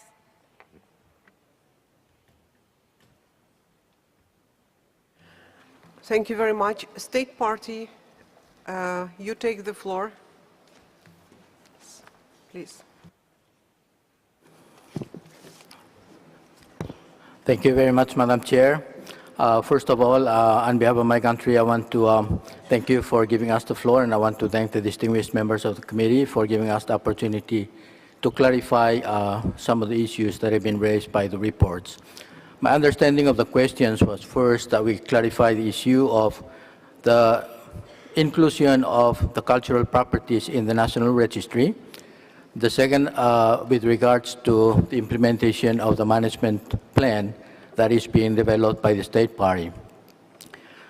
It may have been an oversight on our part, Madam Chair, but all the sites, cultural properties that were used to establish OUV on the property have all been registered, and all of those information, including the database, have been submitted to the center as well as to the advisory body. We are still working on further development of one of the property that has not yet been registered in the National Registry, and we hope that by the end of the year that it will be registered, and that is of the rock arts that are spread all over the place, but mainly on the island of Uglong. As for the management plan, the management of the property has been effective and has been operational for the past 5 years. At the end of the management plan, rigorous assessment and evaluation of the plan to identify the gaps and possible improvement included a tourism strategy, and it also included a risk management plan. Those plans have been finalized as of the earlier part of this year, and the plans are now currently under review and should be adopted by the end of July and will be operational. In the meantime, the current management plan is still in operation and is followed by all the interested parties. And so we do have an operational management plan, and we will have a new revised version by the end of July. Thank you, Madam Chair. Thank you very much. Member states, members of the committee, who else wants to take the floor? Germany, please. Cambodia. Germany. Thank you very much, Madam Chair. We would like to very much congratulate the beautiful island of Palau, which I had the honor to see years ago, and the small island development states on this inscription. I wonder, when I hear that these management plans are ready in July and will be effective in July, do I properly understand that everything that would be needed would be ready within 2 weeks from now, and would that have any effects on already now, maybe enabling an inscription also for the cultural side? Because when I see these walls, I think of the Limes walls. They are cultural. A question to our expert committee. Yes, I understand it's a question to ICOMOS. ICOMOS, can you clarify this point? The floor is yours. Thank you, Madam Chair. We expressed concern about the conservation of the cultural remains, particularly the stone villages. And it wasn't just ICOMOS expressing this concern. This is actually within the nomination dossier and within the material that we have received from the State Party, which says there is an urgent need to do something to conserve this property if it's to survive, basically. So I think the urgent need is there, it is understood. The question is how we address it. We understand that there is a management plan. There is one that is being revised. What we were looking for was a bit more than that, encouragement for a database of the property and for an active conservation program, as well as a tourism management strategy being put into effect to grasp some of these very difficult issues. The property is spread out. There are a large number of sites. Some of the islands haven't been explored at all. So we felt that we were very sympathetic to the enormous challenges that this presents, but we didn't consider that what was in place at the moment was quite robust enough to address the challenges that are faced, because tourism is important in the islands, and the dialogue between tourism and conservation of the archaeological remains needs to be very much stronger. So although we welcome the fact that a new management plan is being drafted and that the national protection will be put in place, we do feel that there are still other elements that need to be addressed as a matter of urgency. Thank you very much. Cambodia, floor is yours. Thank you very much, Madam Chairperson. First of all, Cambodia wishes to associate ourselves with the previous speakers to congratulate the State Party and Advisory Body for their works to inscribe the site on the World Heritage List. This should be an encouraging message for the World Heritage Committee as a whole, and also to reinforce the convention as it enters into its 40th anniversary, where this is the first property of the State Party, and also it's coming from the small developing island state. So secondly, I wish also like to add my voice to the Japanese delegation who wish to propose that the elements of the cultural property should be considered. Thank you. Thank you very much. India, floor is yours. Thank you, Madam Chair. We would also like to congratulate the State Party of Palau for this nomination, and we thank IUCN and ICOMOS for a very comprehensive report on the nomination. We appreciate ICOMOS' concerns regarding the protection of the properties, but we have also noted the State Party's response that there is already an existing management plan that was in practice. IUCN has mentioned that the property is well protected, and the revised management plan responds to the concerns of ICOMOS. So we also support the inscription of this property. Thank you very much. If no other speakers want to take the floor, so I will give the floor to reporter because we have some amendments. Thank you. Thank you, Madam Chair. We have some minutes ago received some proposals from the delegation of Japan based on the discussion that you just had. Basically, these amendments include some wording on the state of the outstanding universal value of the property, and a new paragraph 5, as well as the deletion of paragraphs 8, which refer the nomination on the basis of cultural criteria. The Secretariat was incorporating these amendments to the proposed draft decision 8B12. And as you can see in paragraph 2, of course, because of these changes, it is included to incorporate criteria 3 and 5 on paragraph 2.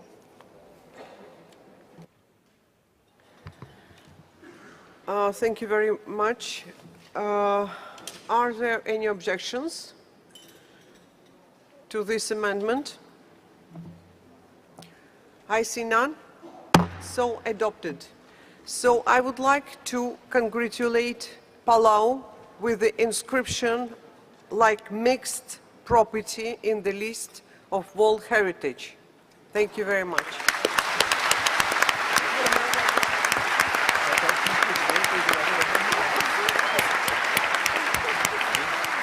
We can go to the other amendments. It's okay.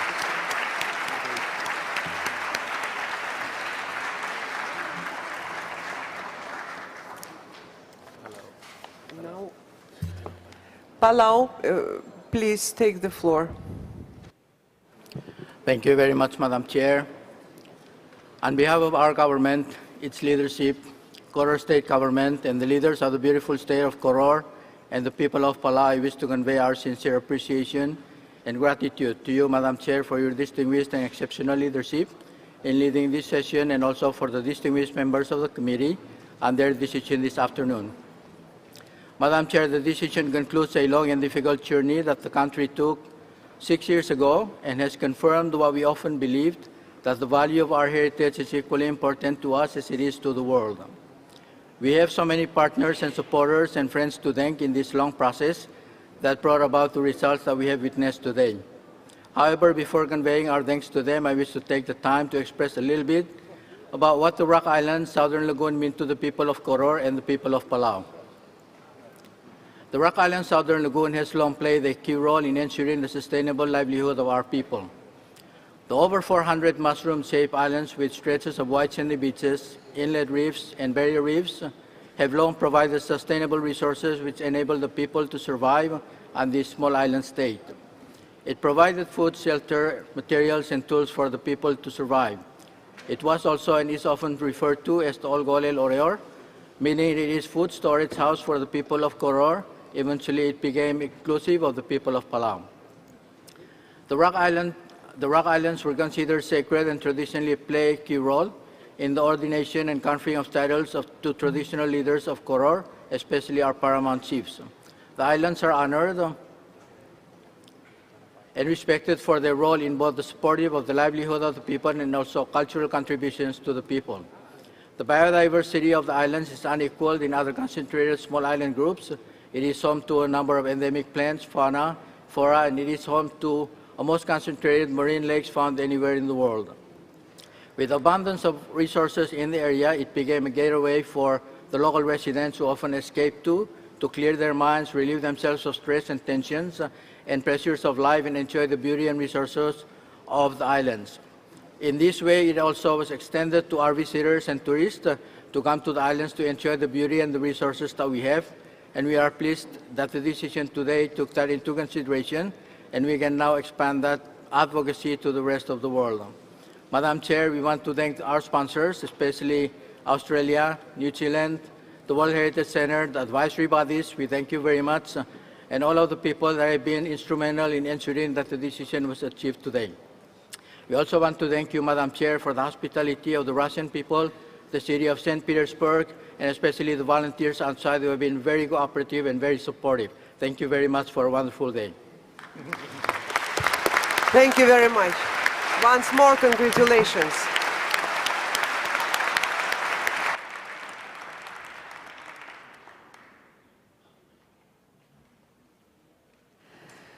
Dear colleagues, before we move on to the next site, I would like to ask your permission to look now for the Indonesian side, because I had demand of their delegation if it's possible. Now, it's cultural landscape of Bali province, the Subak system as a manifestation of the Trihita Karana philosophy. Switzerland, yes, please, the floor is yours. Merci Madame la Présidente. Nous aimerions évidemment aussi féliciter l'État de Palau pour sa première inscription, mais nous avons un souci avec le reste de la décision que nous n'avons pas regardé. À notre avis, il faudra au moins aussi adapter la déclaration de valeur universelle exceptionnelle, et puis le paragraphe 8 devrait être adapté également. Donc on n'a pas vu ça en entier et devrait peut-être revenir sur ces détails pour adapter cela. Merci Madame la Présidente. Thank you. I will give the floor to the reporter. Yes, thank you, Madam Chair. And just to clarify for the distinguished delegate of Switzerland, indeed, as I said, we received a proposed text on the statement of outstanding universal value in order to consider reference to criterion 3 and 5. As well, paragraph 8 was amended because it was completely deleted, because it had no sense as long as the site has been described also under cultural criteria.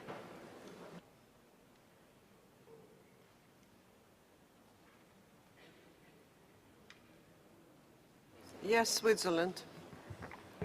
Merci Madame la Présidente. Justement sur ce paragraphe 8, nous aurions préféré de garder la partie originalement C, en changeant en haut, au lieu de renvoi, etc., demande à l'État partie 2, et puis il y a le point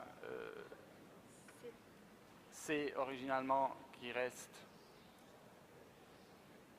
Comment on a pu comprendre le problème, si vous voulez, dans cette candidature était que les valeurs culturelles n'étaient pas pleinement, le plan de gestion existant n'était pas pleinement orienté vers les valeurs culturelles et ça serait quand même quelque chose qui devrait encore être complété, tandis que les points A et B, comme on a entendu de l'état partie, sont déjà été faits.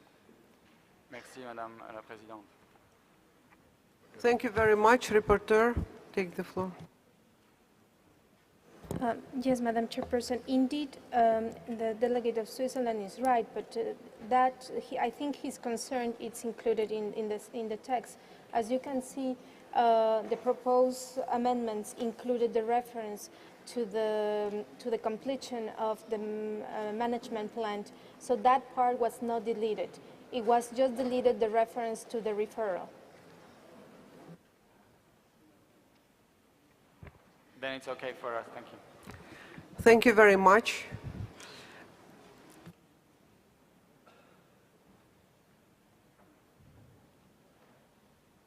Maybe once again we have to approve the decision as amended. If you have. So can we consider how it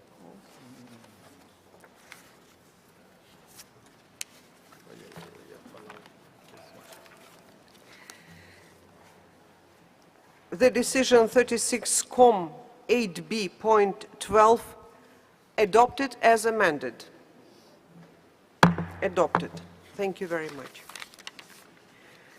So now we move on to the cultural landscape of Bali province, the Subak system as a manifestation of Trihita Karana philosophy, Indonesia. ICOMOS, please take the floor. Thank you, Madam Chair. Next slide, please. Here's a location map for Indonesia, and next slide, please, the island of Bali, on which you see the large nominated sites. Next slide, please. This is a deferred nomination. It was deferred at the 32nd session in Quebec in 2008, and the World Heritage Committee deferred the nomination to allow the state party to reconsider the choice of sites to allow a nomination on the cultural landscape that reflected the extent and scope of the Subak system of water management. The first nomination, although called Cultural Landscapes of Bali, consisted of a collection of temples and, quite separately, a comparatively small area of rice terraces. Recommendations were made as ICOMOS had identified that what underpinned the structure of the cultural landscape of Bali was the unique system of water management known as Subaks. In responding to the request of the committee, the serial nomination now fully encapsulates the significance of the Subak system of water management and its profound impact on the landscape. So together we now have 4 sites that include rice terraces, woodlands, lakes, villages, temples, and so on. Next slide, please. The sites of rice terraces and associated water temples thus reflect this Subak system and its success over a 1,000-year period. It is based on weirs to divert water from rivers flowing from volcanic lakes through irrigation tunnels onto rice terraces, and it's created a landscape perceived to be of great beauty and one that is ecologically sustainable. Next slide, please. The nominated sites are together seen as manifestations of the Balinese philosophical principle, Trihita Karana, which translates as the 3 causes of goodness, that promotes a harmonious relationship between the realms of the spirit, the human world, and nature. Next slide, please. This is a site, and it's also been nominated as a cultural landscape. Next slide, please. The nominated property consists of various areas of Subak systems and a royal temple. Next slide, please. Rice, the water that sustains it, and this Subak system, which is a cooperative social system that controls water, have shaped the landscape of Bali. The water temples are the focus of a cooperative management of water resources by a group of Subaks. Since the 11th century, the water temple networks have managed the ecology of rice terraces at the scale of whole watersheds. They provide a unique response to the challenge of supporting a dense population on a rugged volcanic island. This system dates back at least to the 9th century, and in total, Bali has about 1,200 of these water collectives, which have engineered the landscape. Between 50 and 400 farmers manage the water supply from one source of water. So this system exemplifies this philosophical principle that brings together the realms of the spirit, the human world, and nature. And the landscape is crisscrossed not only with weirs and water networks, but a whole collection of small shrines and a large number of temples. Next one, please. Next one, please. This is the temple of the Pura Uladano Batur and Lake Batur, which is high up at the top of a volcano. This is the supreme water temple, and it's dramatically located on the rim of the volcanic crater. Because the crater lake is regarded as the ultimate origin of every spring and river in the island, it is the congregation that includes all Subaks. The temple is managed by the people of the village and supports more than 250 of these collective arrangements. Next slide, please. The second site is the Subak landscape of the Pakarisen watershed. Next slide, please. This site, next slide, please, encompasses the oldest known irrigation system in Bali. It includes lands and watercourses of 3 Subaks and 4 water temples, a group of royal temples and monasteries, and also 3 villages. Next slide, please. The Tirtha Empul water temple was built in the 10th century, and it surrounds one of Bali's most revered springs, as you can see here. And this was one of the first canals that was constructed in Bali, which has an inscription dated 962 AD. Next slide, please. Along the Pakarisan watershed are a number of water temples and community temples for the villages. Next one, please, as you can see here. And this Gunung Kawai rock cut temple and its monasteries, which date back to the 11th century and are set in a deep ravine overlooking terraced rice fields. These are associated with royal tombs and monasteries that testify to the prosperity of the early Balinese kingdoms. Next slide, please. Then we have this Subak landscape, a very large one in the center of the island, Katur Angga Batukaru. This encompasses, next slide, please, the forests of Bali's second highest volcano, as well as a large lake, which is considered to be the source of water for many of the upland springs that feed the irrigated terraces. Next slide, please.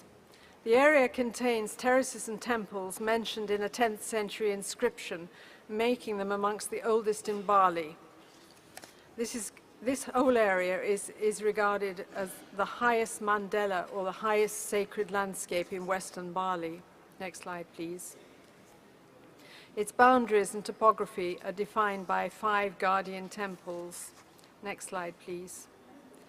This area is a pilot project for the implementation of a project to improve the livelihood and the ecosystem conservation of the whole area, which aims to provide prosperity for the farmers who are working these terrace systems and give them the necessary support that they need to stay farming the landscape. Next slide, please.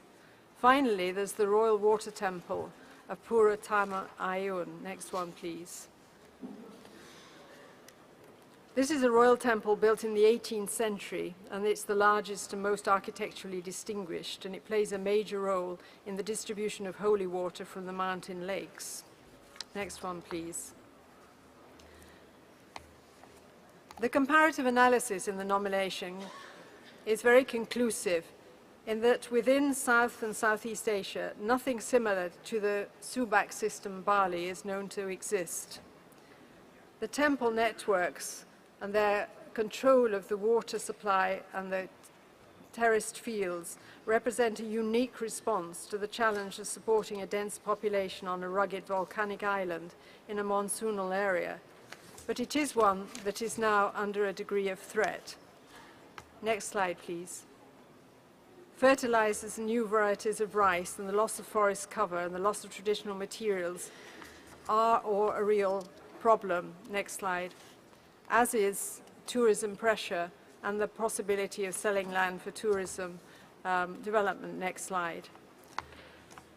This nomination was referred in 2008, and since then the government has risen to the challenge of renominating this as a landscape of Subacs and also putting in place political support for the Subac system to encourage the conservation of these sites and provide the necessary protection and support for their management.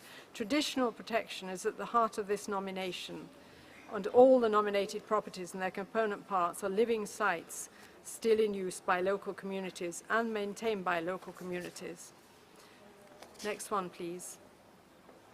An extensive and very innovative management processes have been forthcoming, supported by the Governor of Bali, who has created a new planning committee for the governance of the proposed World Heritage Sites, which includes representatives of all the main ministries and local authorities. Next slide, please. In conclusion, ICOMOS considers that integrity, authenticity, and comparative analysis have been entirely satisfied, as have criteria 3, 5, and 6. We consider the boundaries of the property are adequate, as is protection and conservation and management, all of which are exemplary in responses to the recommendations made at the time that the nomination was deferred. Next slide, please. In conclusion, ICOMOS recommends that this nomination be inscribed on the basis of criteria 3, 5, and 6 as a cultural landscape. Next slide, please. We have a few recommendations which we put in our evaluation, including adapting the buffer zone boundaries to landscape features, and particularly watersheds. And the State Party has already come back to say that it has responded to these recommendations and completed most of them by this time. Thank you very much. Thank you very much. So now floor is open. Member States, members of the committee, who wants to take the floor? Malaysia. Thank you, Madam Chair. Malaysia would like to congratulate Bali for this inscription that they have waited for several years. Congratulations, Bali. Thank you very much. Switzerland. Merci Madame la Présidente. La Suisse aimerait également féliciter l'État partie de cette proposition fascinante. Et nous aimerions aussi remercier l'État partie d'avoir entrepris tous les engagements et les efforts qui ont été recommandés par le comité dans la décision précédente. Ce cas est aussi un parfait exemple que différer un site peut être très très bénéfique pour la conservation du site et pour la gestion et donc aussi pour les communautés locales et que c'est très bien de revenir après quand on se prend le temps nécessaire pour améliorer une candidature avec un tel succès. Merci Madame la Présidente. Thank you very much. Mexico. Gracias, señora presidenta. México se congratula de ver esta sugerencia, esta nominación de Bali. Y es un sitio en el que México tiene una relación, dado que allí vivió un artista mexicano que bebe de la tradición balinesa en su arte, en su obra, Miguel Covarrubias. Y tanto en este caso como en el anterior, el de Palau, creemos que este tipo de sitios enriquece la diversidad, tanto geográfica como cultural y paisajística de la convención y la fortalece. Muchas gracias, señora presidenta. Thank you very much. United Arab Emirates, floor is yours. شكرا السيد الرئيس. الإمارات تنتهز هذه الفرصة لتهنئة إندونيسيا على هذا الإدراج. وكما عبر زميلنا من سويسرلاند لقد توفرت لهم شروط الإدراج بشكل ممتاز، وهو أمر يليق ببالي التي استضافتنا في العام الماضي عبر استضافة لجنة صون التراث غير المادي، وتمكن كثير ربما بعض الأعضاء هنا ممن يشتغلوا في اللجنتين. سنحت لنا الفرصة أن نطلع على هذه المدينة الجميلة ومعالمها التراثية. الشكر موصول للهيئات الاستشارية على هذا العمل المتقن، ونهني أندونيسيا مرة أخرى. شكرا. Thank you very much. India, floor is yours. Thank you, Madam Chair. We would like to join the growing list of member states that congratulate Indonesia on this exemplary nomination, this fascinating vistas that have been put to us. We'd also like to recall as India the long association on many aspects, cultural, heritage, commerce, that link the two countries. And in that sense, this nomination represents the best of this exchange of cultures and values. Thank you. Thank you very much. Germany, you have the floor. Thank you, Madam Chair. Germany fully supports the inscription of this wonderful landscape into the World Heritage List. Congratulations to the State Party. Thank you very much. Japan, floor is yours. Thank you very much. Japan also joined to congratulate the state parties. This is the second agricultural landscape from Asia representing nice agriculture, and we have to continue to support. This is the best. This is example to that is in World Heritage Site can contribute to the sustainable development. This is really its agricultural landscape related to the sustainable development issues. Thank you very much. Thank you very much. Colombia. Gracias, señora Presidenta. Igualmente queremos unirnos a los predecesores speakers para felicitar al Estado parte por esta inscripción. Como hemos dicho igual en la inscripción de Palau, esto es el éxito de la convención, y en este tipo de casos podemos ver el balance entre el desarrollo y la convención. Muchas gracias. Thank you very much. Algeria. Si, Madame la Présidente, l'Algérie souhaite aussi féliciter l'État parti pour cette formidable acquis. Merci. Thank you very much. Cambodia. Thank you, Madam Chairperson. Cambodia wishes also to join other delegation on this happy occasion to congratulate the State Party for the inscription of this property. Ethiopia. Thank you, Madam Chair. We would like also to share the congratulations to State Party of Indonesia. Thank you. Thank you very much. As I understand, all other countries who didn't take the floor congratulate wholeheartedly Indonesia with this beautiful site.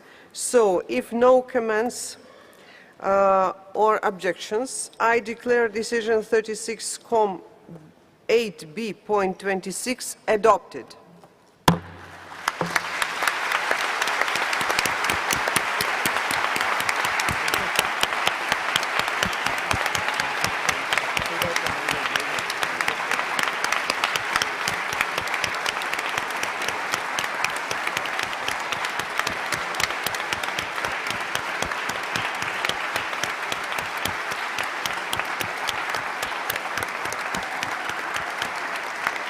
Congratulations, Indonesia. Now I would like to give the floor to the State Party. Please, floor is yours.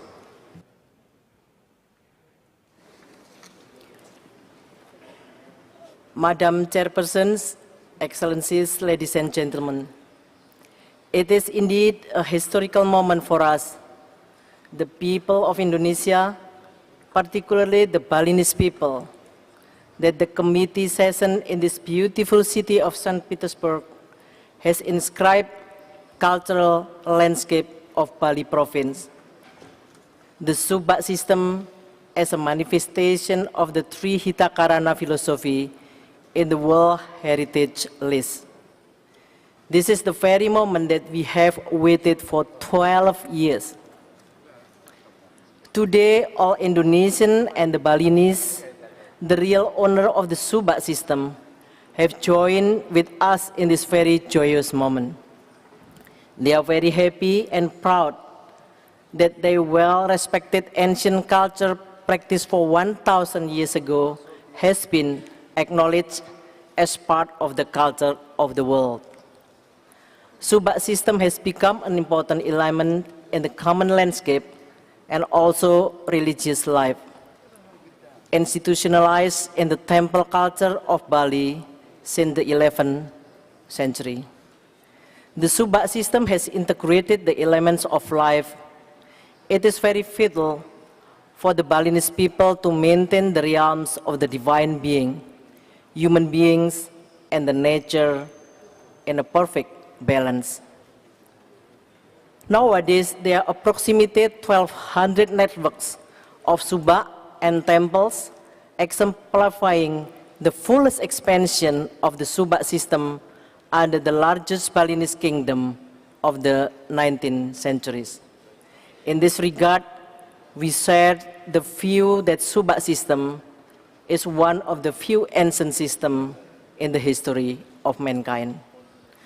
Madam Chairperson, ladies and gentlemen, on this occasion, on behalf of the people and government of Indonesia, as well as the people and the government of Bali province, we would like to convey our sincere gratitude to all members of the World Heritage Committee, UNESCO Secretariat, ICOMOS, IUCN, for their endless assistance during the nomination process. Our appreciation is also expressed to our friends of Subak, our friends of Bali from all over the world for their constant support to this nomination. The inscription on the list is not our end. Our paramount end is when the preservation of the cultural landscape of Subak system for the benefit and prosperity of our next generation, as well as the implementation of the World Heritage Convention. In this very good moment, we would like to welcome the world to see yourself the remarkable properties of Subak in Bali. Thank you for your attention. Thank you very much.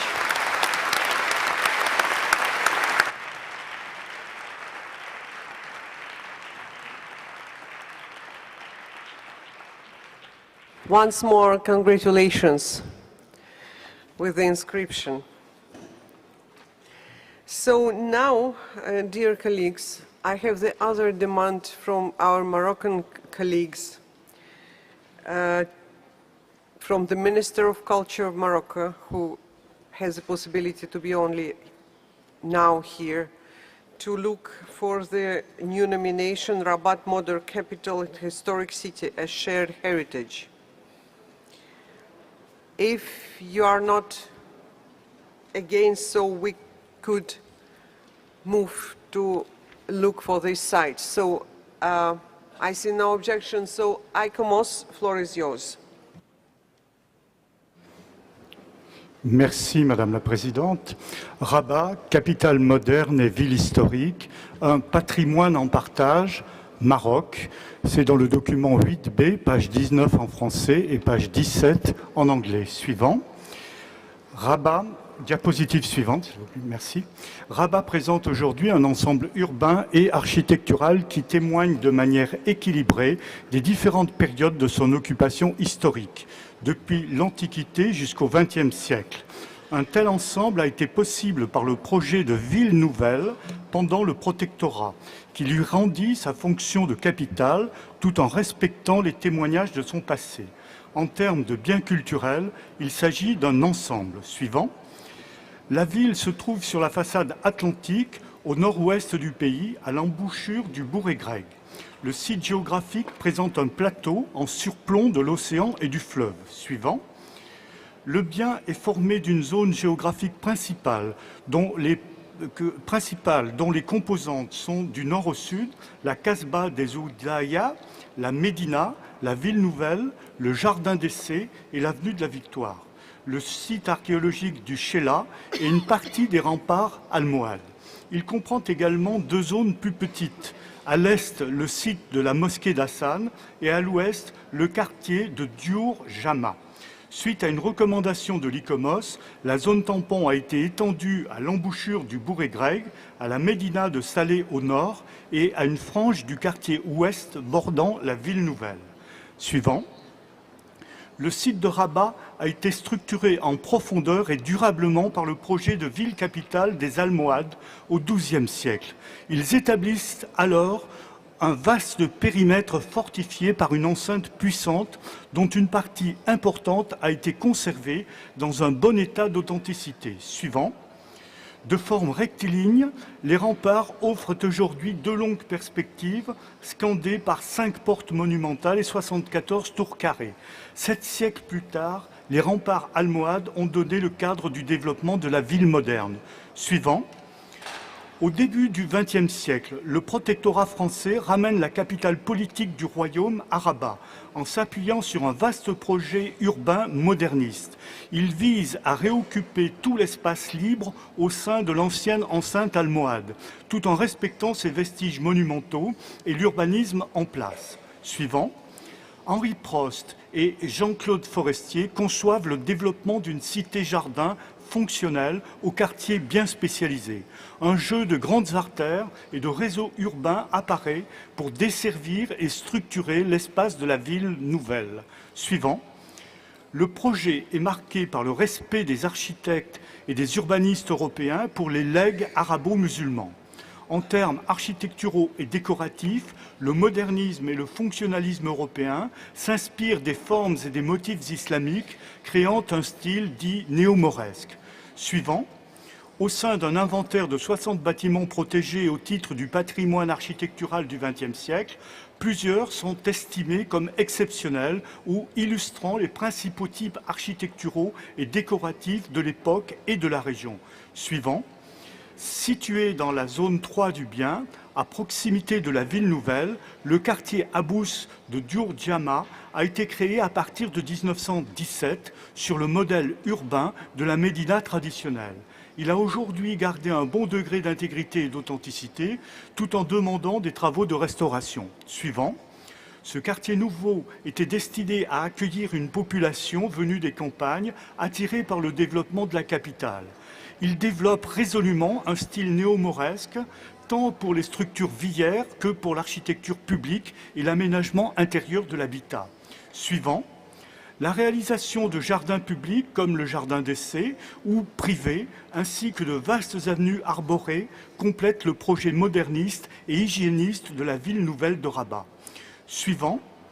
La médina de Rabat prend place dans la partie nord du bien. Elle correspond à un habitat dense et diversifié, conforme à sa longue histoire politique, sociale et économique. Suivant. D'une surface de 91 hectares, la médina s'est organisée en contrebas de la Casbah, fortifiée, entre les enceintes almohades à l'ouest et andalouses au sud. L'inventaire patrimonial de la médina comprend 42 monuments et maisons remarquables. Suivant. Les habitations bourgeoises forment le centre des îlots d'habitation. Beaucoup sont remarquables et elles sont plutôt bien conservées. Suivant. Les édifices religieux occupent une place importante du patrimoine, en particulier 9 mosquées. La plus importante remonte au XIIIe siècle, mais elle a connu de nombreuses restaurations. Ces édifices sont souvent accompagnés de hammams, dont plusieurs sont remarquables. Suivant. Les nombreux fondos conservés témoignent du rayonnement économique de la ville. Ils sont proches des portes, des marchés ou des lieux de commerce. Ils étaient aussi en lien avec l'activité portuaire attestée depuis le XIIe siècle. Suivant. La Casbah des Zoudaya se dresse sur un promontoire qui domine l'embouchure du Bourg Greg en face de l'océan. C'est à l'origine une citadelle médiévale, siège du pouvoir almoravide et noyau initial de la ville arabo-islamique. Plus tard, à la fin du XVIIe siècle, elle abrita la résidence princière des Alaouites. Suivant. Les différentes périodes historiques ont laissé de nombreux vestiges fortifiés érigés pour la défense de la Casbah, notamment la principauté maurisque au XVIe et XVIIe siècle, puis la dynastie alaouite qui lui a succédé. Suivant. Bien que profondément transformée au cours des âges, puis rénovée au cours du XXe siècle, la Casbah présente une emprise urbaine traditionnelle faite d'îlots d'habitat desservis par un réseau viaire hiérarchisé. Suivant. La zone 2 du bien comprend le vestige de l'immense mosquée d'Hassan, entreprise par le calife almohade Yacoub el-Mansour au XIIe siècle. Elle ne fut jamais achevée. Il subsiste aujourd'hui le minaret et l'espace de prière transformé en esplanade. Suivant, le mausolée du roi Mohamed V complète l'esplanade de la mosquée Hassan à l'opposé du minaret. Sa construction, en 1969, a rassemblé les meilleures traditions architecturales et décoratives du Maroc contemporain. Suivant, d'une étendue de 7 hectares, le site archéologique de Chela ou Salah est au sud-est de l'enceinte almohade. Il correspond à la superposition de deux villes antiques, la première mauritanienne ou berbère, des 7e, 6e siècles avant Jésus-Christ, la seconde d'époque romaine, où la ville a le statut de municipe doté d'une enceinte. Elle en conserve un ensemble monumental remarquable. Suivant, la partie urbaine antique n'est toutefois que partiellement mise au jour et elle s'étendait vraisemblablement jusqu'au fleuve, avec un port utilisé dès l'époque punique. Suivant, le site est réutilisé à l'époque des Mérinides, au XIIIe, XIVe siècle. Ils en font une nécropole dynastique ceinte d'une muraille, toujours en place avec 3 portes monumentales et un important ensemble d'édifices funéraires et religieux.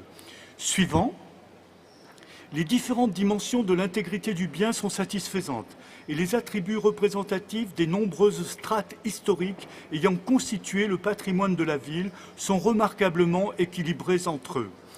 Il est nécessaire de veiller à l'impact possible sur l'intégrité visuelle du bien des grands travaux envisagés extérieurement à celui-ci. La notion d'authenticité est globalement satisfaisante. Elle recouvre toutefois de nombreux aspects pour un ensemble urbain aussi diversifié et des données plus quantifiées seraient nécessaires. L'analyse comparative a été complétée, notamment par rapport aux autres ensembles urbains de la région. Elle permet d'envisager l'inscription. Les critères 2 et 4 ont été démontrés, ainsi que la valeur universelle exceptionnelle du bien. Par ailleurs, l'ICOMOS considère que le critère 5 n'est pas démontré, car les relations du bien à son environnement territorial sont faiblement présentes, en particulier le lien de la ville avec l'embouchure du fleuve.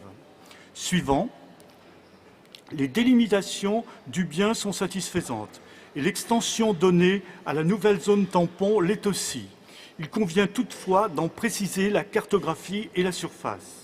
Les mesures de protection et de conservation sont en place. Par son ancienneté, la législation appliquée à la ville de Rabat a contribué de manière fondamentale à l'histoire de sa conservation en tant qu'ensemble urbain simultanément ancien et moderne. La structure de gestion est coordonnée par la nouvelle Fondation pour la sauvegarde du patrimoine culturel de Rabat. Elle s'appuie techniquement et scientifiquement sur la Direction nationale du patrimoine ainsi que sur les différents services spécialisés, départementaux et municipaux.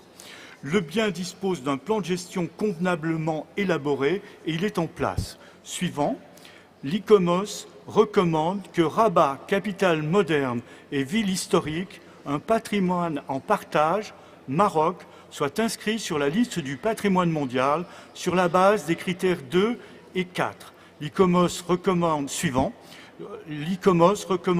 en outre que l'État partie prenne en considération un ensemble de mesures déjà évoquées et de dispositions techniques de gestion et de suivi du bien. Je vous remercie, Madame la Présidente. Thank you very much. Floor is open. Who wants to take the floor? France, floor is yours. Merci beaucoup, Madame le Président. Je voudrais simplement féliciter l'État partie et dire que ce dossier est à nos yeux un dossier absolument exemplaire, très ambitieux, et c'est aussi un dossier qui fait vivre un patrimoine qui est doublement partagé. À tous ces titres, je réitère mes félicitations à l'État partie pour tout le travail qui a été accompli. Je vous remercie. Algeria, you have the floor. Merci Madame la Présidente. L'Algérie soutient l'inscription du site de Rabat dans la liste du patrimoine mondial et nous tenons à cette occasion à féliciter le Maroc pour l'excellent travail qu'il a effectué et pour réussir un bon dossier d'inscription. Nous félicitons par là même l'ICOMOS qui a produit un bon rapport et qui a su mettre en relief ce mariage heureux entre un patrimoine moderne type colonial et un patrimoine traditionnel type Médina. Encore merci et félicitations pour le Maroc. Mexico. Gracias, señora presidenta. México quisiera felicitar al Reino de Marruecos por esta propuesta de ciudad histórica de Rabat. Varias razones nos hacen ver que esta es una propuesta osada y que es muy importante porque la enriquece con la parte nueva, con la parte colonial, con un urbanismo que no solamente separa lo histórico, sino que lo integra junto con la Casbah de Udaya. Esto, por supuesto, viene a enriquecer la lista de las ciudades históricas que son, sabemos, muy numerosas en la lista de Patrimonio Mundial.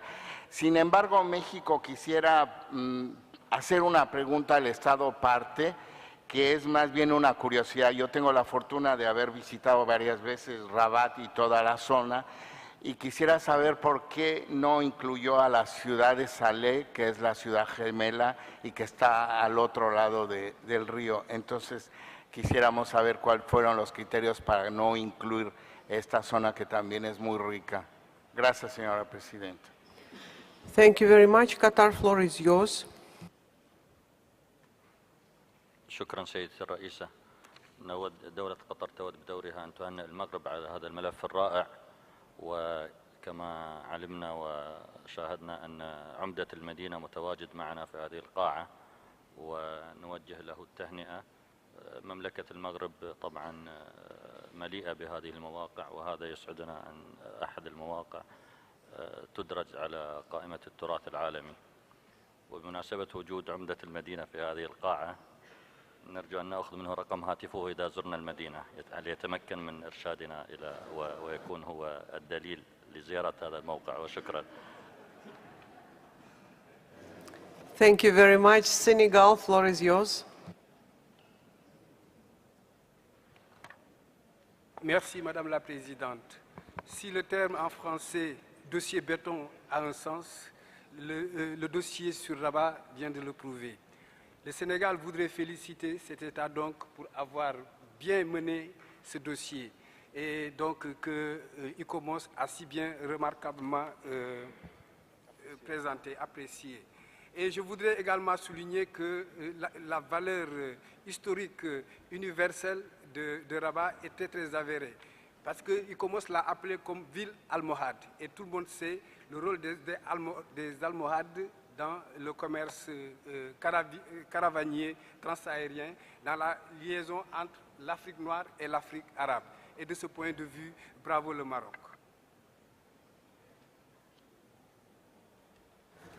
Thank you very much. Russian Federation. Спасибо, уважаемая госпожа председатель. Как и многие другие в этом зале, смею предположить, что мы также поддерживаем данную номинацию. Российская Федерация рада поздравить страну-члена с отбором к номинации этого удивительного объекта и проделанную подготовительную работу. Знаем, какой интерес данная номинация вызывает в Марокко. Санкт-Петербург сегодня принимает высокую и представительную делегацию этой страны. Считаем, что его включение станет вполне заслуженным итогом усилий страны и украшением списка. Спасибо.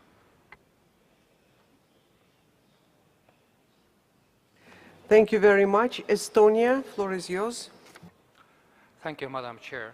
Estonia is extremely happy that this type of hybrid architecture, which has been overlooked for a very long period, is finally now appreciated. For the modernist historians of architecture, this architecture was not enough poor. And at the same time, for the locals, it was too colonial. But by now, these prejudices from the both sides are overcome, and we are very glad about it. Our congratulations. Thank you. Thank you very much, Colombia. Floor is yours. Gracias, señora Presidenta. Igualmente nos unimos a todas las felicitaciones porque esto fue un reto inmenso para esta aplicación, para este expediente. Y aquí vemos un resultado increíblemente exitoso. Desde su concepción, Rabat ha disfrutado de un extraordinario plan urbano, que es lo que le ha permitido su conservación. Pero algo admirable es que siempre han hecho su desarrollo pensando en las comunidades, las necesidades de las comunidades que ahí van a vivir. Es una nominación impresionante y le damos unas grandes felicitaciones, y igualmente quisiéramos darle la palabra al alcalde de la ciudad. Gracias. Thank you very much. Japan, floor is yours. Thank you very much. We would like also to congratulate the State Party and to thank to the State Party for protecting this beautiful city, tackling the difficulties of the dense historic urban landscape. Thank you very much. No. Thank you very much. United Arab Emirates. شكرا السيد الرئيس. الإمارات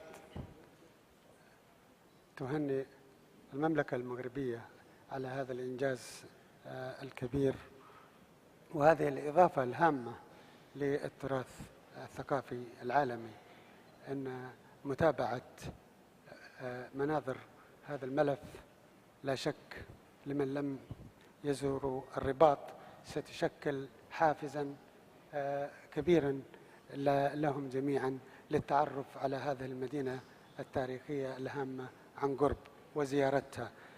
كما أن أهمية الرباط كما عبر زميلنا من السنغال إلى الربط بين ثقافة أفريقيا وشمال أفريقيا، أيضا هي بالنسبة للثقافة العربية الإسلامية أحد الثغور الثقافية الهامة للتواصل الحضارات مع ما خلف البحر وبقية أنحاء ما خلف المحيط. أيضا أنها مدينة تستاهل هذا التكريم، والشكر موصول للإيكوموس على مهنيتهم في التعامل مع هذا الترشيح الهام.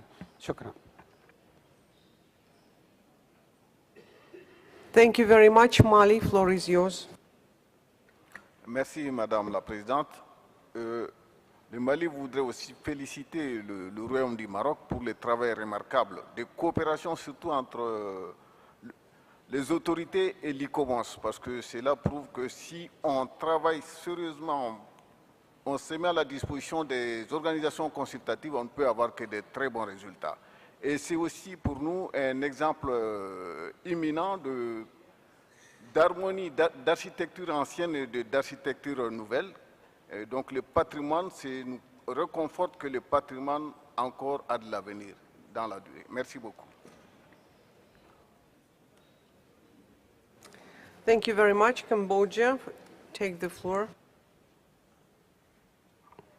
Merci Madame la Présidente. Le Cambodge voudrait féliciter le Maroc pour cette inscription. Et avant tout, je voudrais dire que avec beaucoup d'intelligence, les architectes, les urbanistes, les techniciens qui ont travaillé sur cette ville ont une intelligence, une approche très riche, et à la fois la modestie et une richesse de conception. Tout ce travail ne peut se faire effectivement qu'il y a une compréhension et un respect à la fois de la conservation et un apport d'un nouveau tissu. Et je crois que la ville de Rabat pourrait donner des exemples de l'insertion des nouveaux bâtiments dans un milieu historique. Et je pense également que ce succès, cette réussite doit être connue et diffusée parmi les États membres dans l'approche de nouvelles constructions dans le ville. Merci.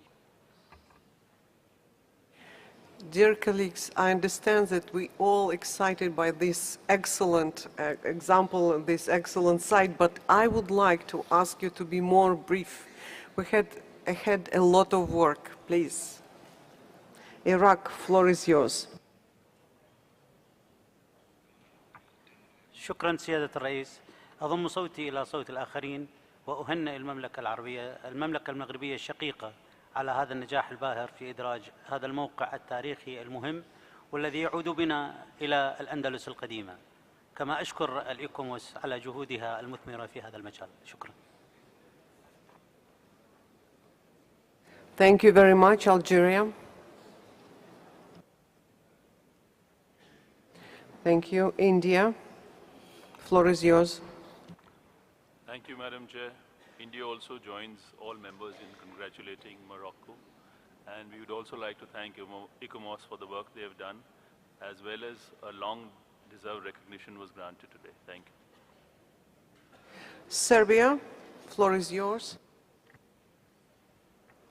Merci Madame la Présidente. Je voudrais féliciter, la Serbie félicite le Royaume de Maroc de tout notre cœur et spécialement pour le dossier qui nous a été présenté avec soin, très précisément, avec beaucoup de détails.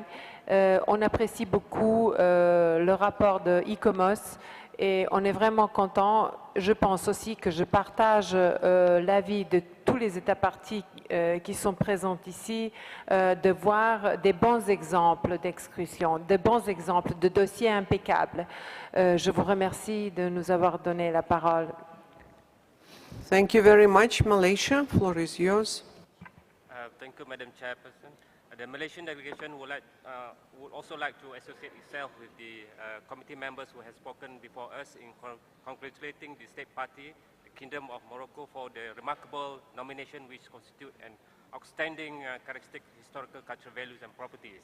Again, the State Party and ICOMOS bear an outstanding congratulations for this inscription. Thank you. Thank you very much. South Africa, floor is yours. South Africa joins the rest of the world to congratulate Morocco.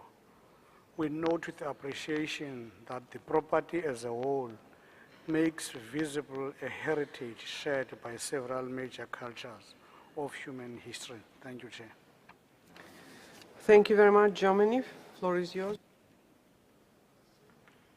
Merci Madame la Présidente. Les endroits comme la Casbah de Maroc maintenant et celle de l'Alger déjà inscrits donnent la possibilité d'offrir aux visiteurs de comprendre la créativité et la beauté et la philosophie derrière la pensée spirituelle d'un peuple et de leur créativité.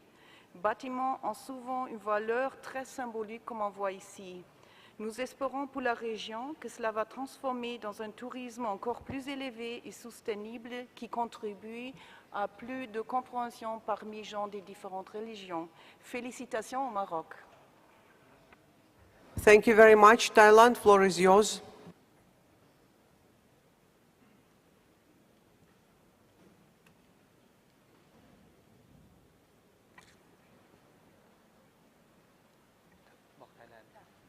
Thailand, floor is yours. Merci Madame la Présidente. La Thaïlande tient à féliciter le Royaume du Maroc pour l'excellente préparation de leur dossier et pour l'inscription de ce site exceptionnel. Merci. Thank you very much. Switzerland. Merci Madame la Présidente. La Suisse tient également à remercier le Maroc pour cette excellente candidature et nous remercions l'État parti aussi d'enrichir de telle façon la liste du patrimoine mondial avec un site qui réunit à la fois tradition et modernité. Merci Madame la Présidente. Thank you very much. Ethiopia, floor is yours. Thank you, Madam Chair. Ethiopia would like to congratulate the Kingdom of Morocco. Thank you.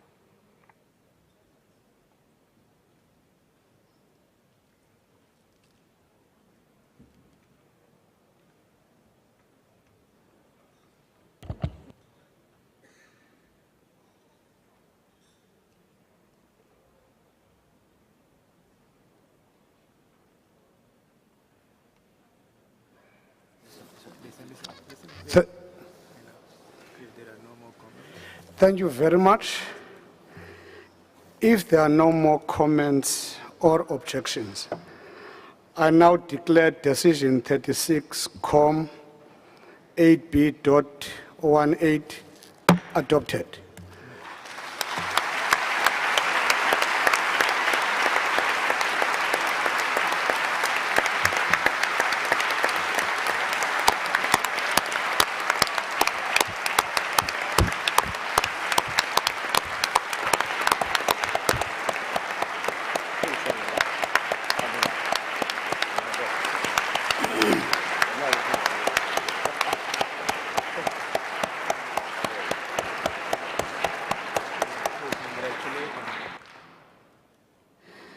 Let me congratulate Morocco on behalf of the entire committee for the inscription of the property. Morocco, you have the floor for a brief 2-minute statement. Thank you. You have the floor. السيدة الرئيسة، السيدات والسادة أعضاء اللجنة، أصحاب السعادة، أيها السيدات والسادة، تتقدم المملكة المغربية بالشكر الجزيل لروسيا الاتحادية على تنظيمها للدورة 36 للجنة التراث العالمي، وعلى حفاوة الاستقبال وكرامة الضيافة في سان بطرسبورغ، هذه المدينة المتحف. وتتقدم بتهانئها الحارة لرئيسة اللجنة على حكمتها ومهنيتها في تسيير أشغال الدورة. كما تشكر المملكة المغربية كافة أعضاء لجنة التراث العالمي على مصادقتها على إدراج مدينة الرباط ضمن قائمة التراث العالمي، وتهنئ مركز التراث العالمي والإيكوموس على مهنيتهما في متابعة ملف الرباط ودراسته وتقييمه. إن المملكة المغربية حريصة كل حرص على الحفاظ على مواقع التراث العالمي بما فيها الرباط المدرجة اليوم ضمن قائمة التراث الإنسانية. إن إضافة عبارة تراث مشترك لاسم الموقع المقترح والمسجل اليوم تعبير وتجسيد لقيم الضيافة والتسامح والتفتح التي تطبع بلادنا. والمغرب إذ يعتز بهذا القرار الذي يخص عاصمة المملكة يؤكد مجددا انخراطه التام والثابت في ترسيخ هذه القيم خدمة لمستقبل الإنسانية، وعزمه على تمكين الأجيال القادمة من المحافظة على تراث البشرية الغني والمتنوع.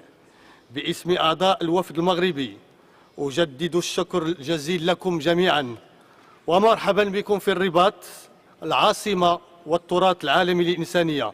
شكرا سيدتي الرئيسة.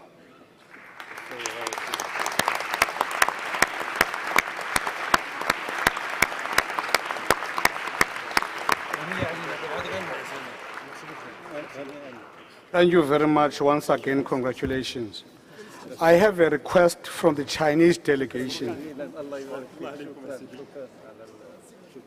Because the governor of Inner Mongolia has to leave this evening, I therefore would like to consider draft decision 36-8B.21, the site of Xanadu.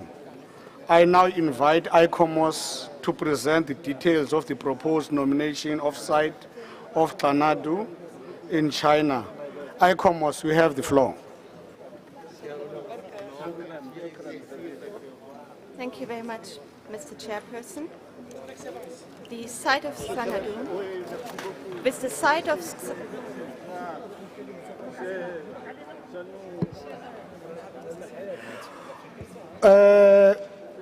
Delegates, we can congratulate outside the room. We appreciate a lot.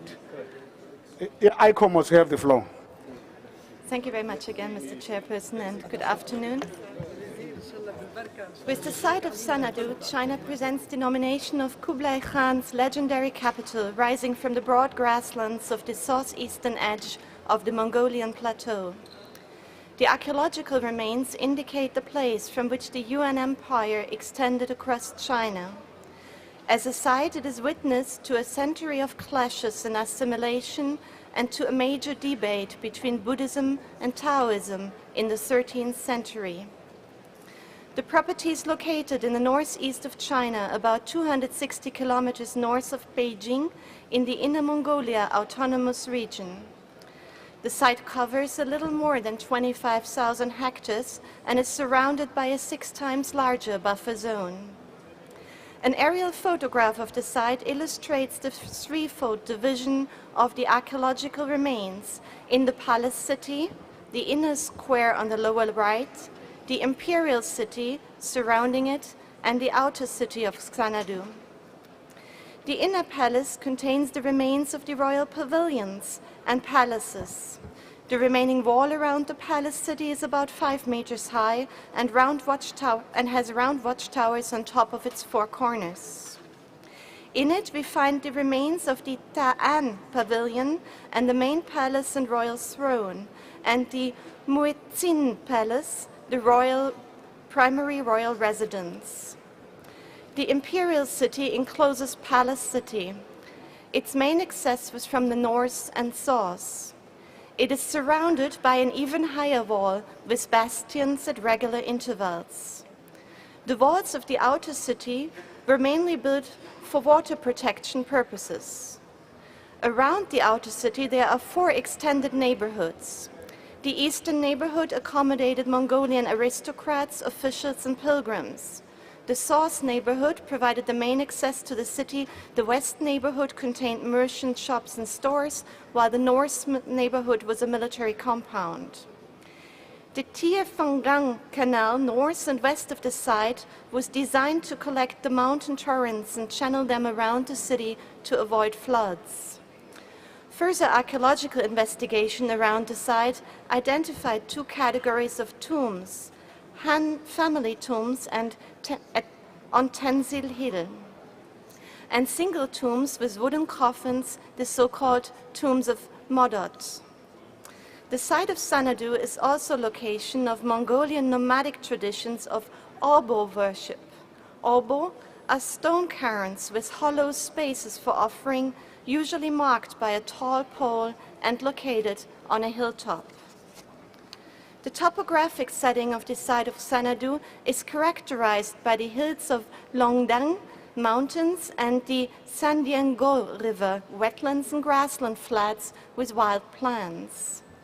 An interpretation tour is provided on site, which is serviced by small solar buses.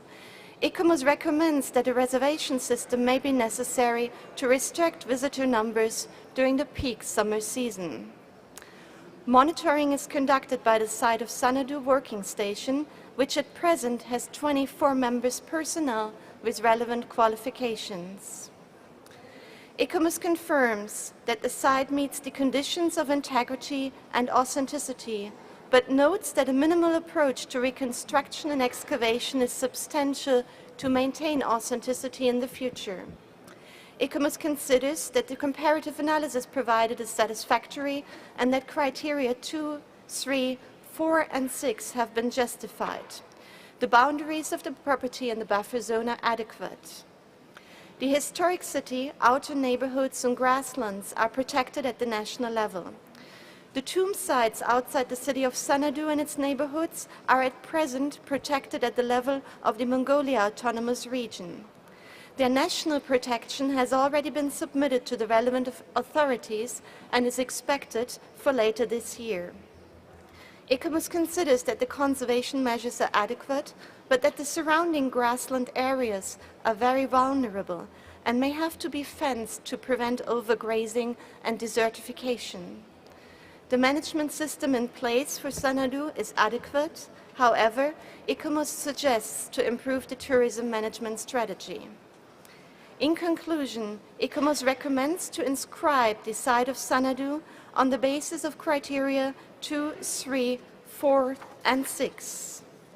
ICOMOS further recommends to the State Party of China to complete the procedures for national protection of the tombs elaborate on the tourism management strategy, and increase fire protection on site.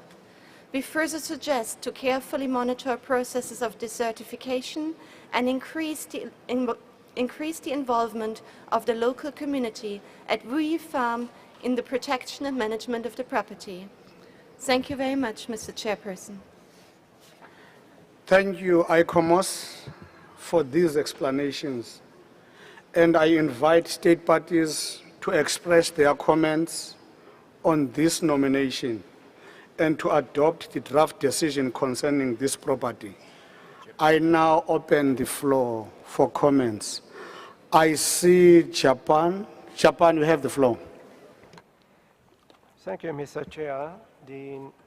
Obviously, this is a very important site for the world, since this is the capital of the Kublai Khan's huge empire, which is one of the greatest empires in history.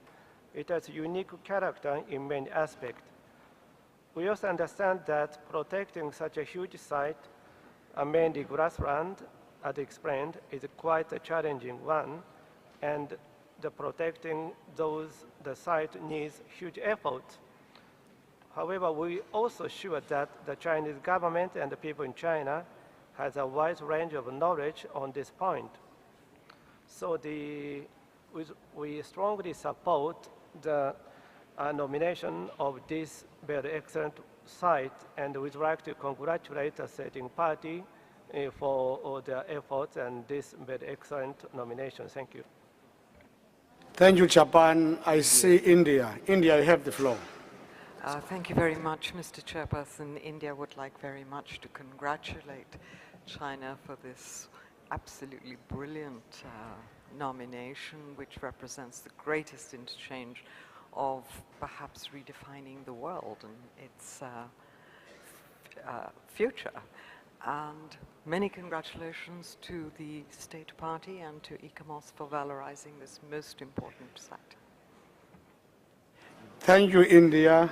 I give the floor to Colombia.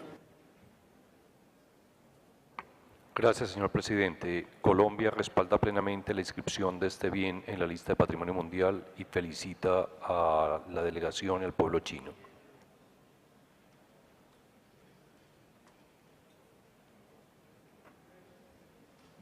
Thank you, Colombia. Serbia, you have the floor.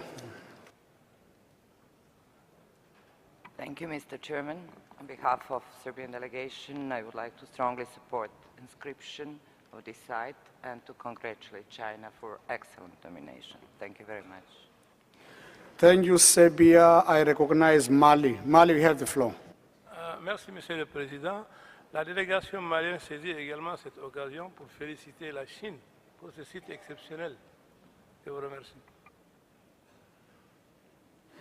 Thank you, Mali. I see Cambodia. You have the floor. Thank you, Mr. Chairman.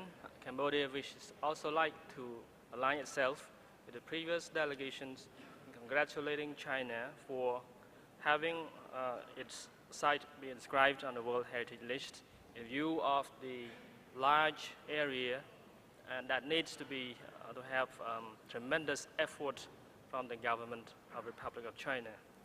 Again, congratulations. Thank you, Cambodia. I recognize United Arab Emirates. You have the floor. شكرا. وفد دولة الإمارات أيضا تؤكد الترشيح هذا موقع قبلاي خان للائحة التراث العالمي، والشكر أيضا للآيكوموس على الجهود التي بذلتها في هذا المجال. شكرا.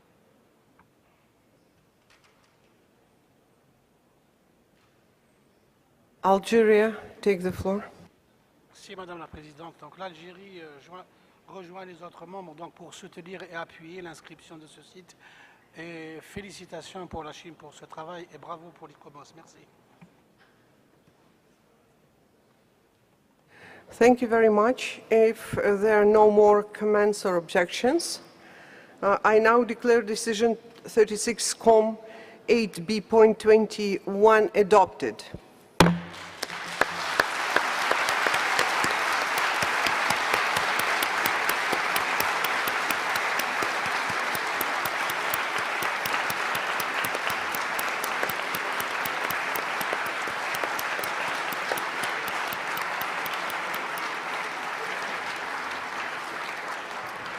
Thank you very much. China, you have the floor.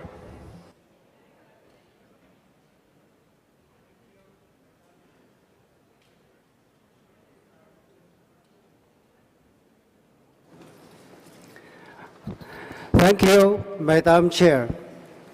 It is an important moment for all Chinese people.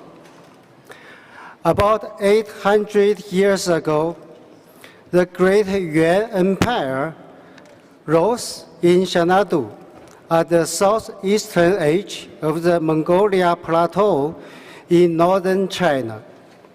As a magnificent grassland capital in Han style, Xanadu witnessed the mutual assimilation between the nomadic and the agrarian civilizations.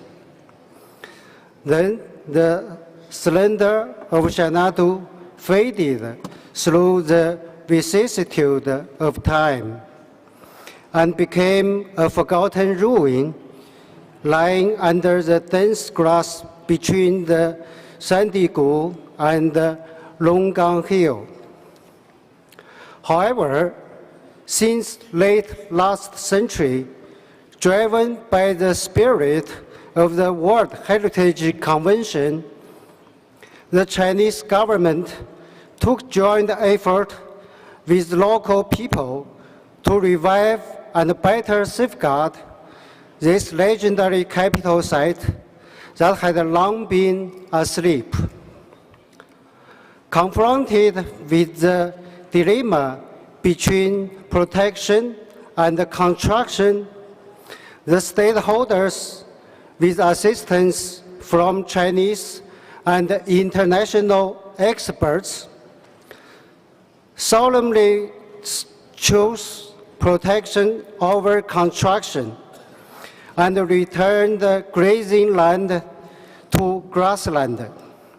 As a result, the Xanadu city, with associated tombs and its sittings featuring grasslands, forests, steppes, and outback hills, all with unique values, are authentically and integrally protected within one of the largest property area and the buffer zone of World Cultural Heritage Sites in China.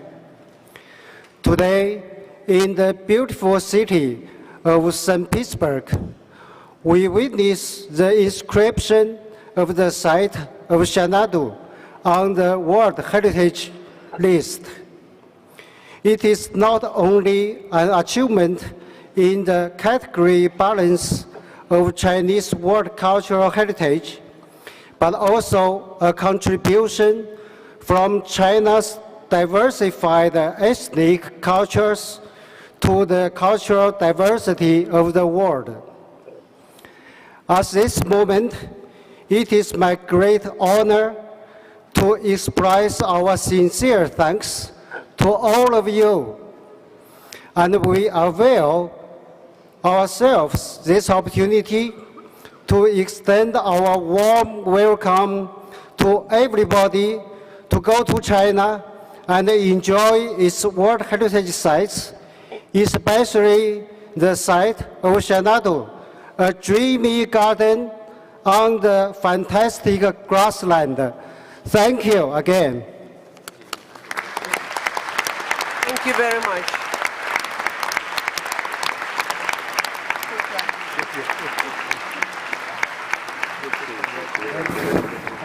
Congratulations, State Party. Thank you. Thank you.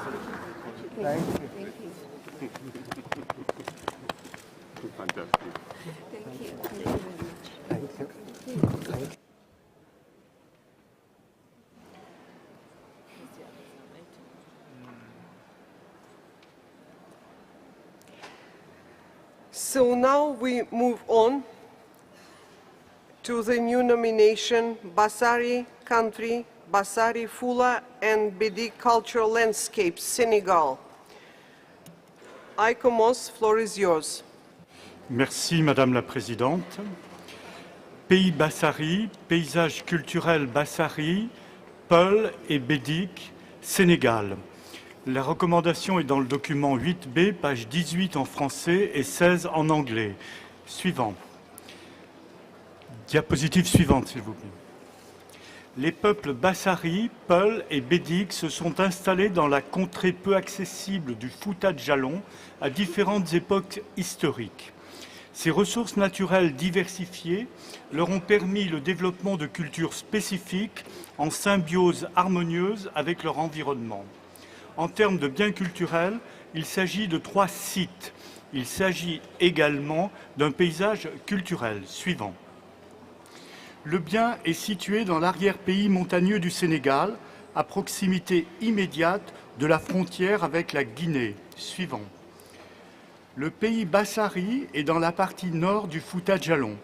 Il est composé de 3 biens distincts, en bleu sur la carte, entourés de 2 zones tampons en rouge. Il s'agit des régions de Sélémata, de Bandafassi et de Dindé-Fello. Les 3 groupes ethno-culturels principaux sont répartis dans tous les éléments du bien, mais avec des densités différentes. Suivant. C'est une région vallonnée, relativement haute et abrupte.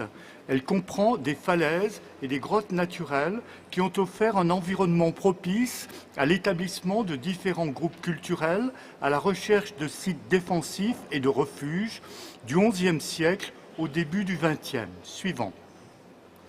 La région vallonnée de Sélémata correspond à un peuplement principalement bassari et à un ensemble de villages longtemps regroupés sur les hauteurs. Suivant. On peut accéder à la zone de Salémata par des pistes ou des routes peu praticables. En dépit de l'importance de l'agriculture pour les habitants, seuls 10% des terres sont cultivées et la forêt reste largement dominante. Suivant. Les villages Bassari traditionnels de montagne, ou Ikon, présentent une organisation stricte de l'espace et chacun est divisé en 2 parties distinctes, la partie haute et la partie basse. Suivant. Aujourd'hui, les établissements des Bassari sont dispersés en direction des vallées et ils ont un caractère éphémère, les populations choisissant de vivre près des champs. Les anciens villages ne servent plus que périodiquement pour des cérémonies rituelles ou des fêtes traditionnelles. Suivant. La région de Bandafassi correspond à un peuplement principalement bédique. Elle est formée de petites montagnes et de vallées qui se poursuivent dans la zone tampon. Suivant. Le paysage a gardé une importante forêt naturelle, largement ouverte sur l'environnement des plaines. Les 9 villages bédiques sont en altitude. Le bien ou sa zone tampon sont parfois menacés par le braconnage. Des projets miniers sont aussi évoqués. Les villages suivants. Les villages traditionnels des hauteurs sont formés par des groupes denses de huttes circulaires aux toitures pentues faites de chaume. Ils doivent faire l'objet d'un entretien régulier par l'usage des techniques traditionnelles de construction. Suivant. La région de Dindé-Fello correspond à un peuplement majoritairement peul, de religion musulmane et à l'origine éleveurs semi-nomades. Leur sédentarisation montagnarde a donné des traits culturels spécifiques fortement influencés par les groupes humains voisins. Suivant. Les paysages sont vallonnés et ouverts sur les plaines environnantes. Ils comprennent des falaises importantes et des chutes d'eau. La qualité des paysages et des sites tend, comme dans les autres zones, à développer un tourisme qui pourrait menacer l'équilibre des populations s'il est mal géré. Suivant. On retrouve à Dindé-Fello le phénomène des villages perchés déjà rencontré pour les autres zones culturelles et un habitat de cases similaires, mais plus grandes et plus dispersées. Suivant. Il y a de nombreux témoignages, tant patrimoniaux qu'anthropologiques et archéologiques, de la diffusion des influences culturelles et des échanges entre les différents groupes humains qui furent autrefois opposés pour le contrôle de la montagne. Suivant. L'économie des différents groupes repose depuis longtemps sur une agriculture de subsistance et sur l'élevage. elle a conservé son intégrité et son authenticité, y compris en termes de règles et de pratiques traditionnelles, comme la propriété seulement usufruitière de la terre agricole. Suivante. Le monde métaphysique des Bassaris et des Bédiques est étroitement lié à l'environnement naturel. Toutes les entités vivantes, hommes, animaux et plantes, faisant partie d'une même cosmogonie. Suivant. L'environnement naturel est pénétré de forces surnaturelles et certains éléments, tels que les arbres monumentaux, peuvent abriter les esprits des ancêtres. Suivant. Un ensemble de manifestations, de danses et de fêtes communautaires témoignent de la permanence des pratiques rituelles traditionnelles. Elles sont toujours bien présentes, gardant pour l'instant toute leur authenticité anthropologique qu'il importe de préserver. Suivant. Dans les rites de passage des jeunes gens, les danses et les masques jouent un rôle important. Chaque masque est sorti pour des occasions particulières et il incarne un esprit donné de l'initiation. Suivant. Les études menées sur les langues traditionnelles du Sénégal ont conduit à la reconnaissance et à la codification des langues bédiques ou ménékiques et bassari ou oniyan. Elles ne sont toutefois pas enseignées à l'école et leur usage décline. Suivant. L'analyse comparative montre que le bien proposé illustre une adaptation diversifiée et originale de l'homme à son environnement naturel, ainsi que la diffusion, à travers plusieurs groupes humains différents, par la langue ou par la religion, d'un ensemble de valeurs matérielles et culturelles partagées. Suivant. L'intégrité est satisfaisante, car il s'agit des 3 zones les plus représentatives des modes de vie traditionnels de ces 3 groupes humains principaux. Suivant. C'est toujours le même, excusez-moi. Le bien satisfait aux critères d'authenticité, tant pour ses différentes composantes que pour ses paysages. Les critères 3, 5 et 6 ont été justifiés. Suivant. Les limites des 3 sites formant le bien sont convenablement définies. Une cartographie complète et d'échelle appropriée est cependant nécessaire. La protection a été précisée et elle concerne l'ensemble du bien. Toutefois, une cartographie de la protection paysagère est nécessaire. L'essor prévisible du tourisme nécessite des mesures de protection urgentes et spécifiques. L'état de conservation des différents éléments constitutifs du bien est satisfaisant, mais il est rendu fragile par les questions de développement économique, touristique ou d'usage non conforme des territoires. La gestion du bien doit soigneusement contrôler les programmes de développement économique et de développement touristique afin de s'assurer de leur compatibilité avec une conservation durable du bien, tant dans ses dimensions matérielles, paysagère que culturelle. Une coordination de qualité est indispensable entre ces différents volets. Suivant.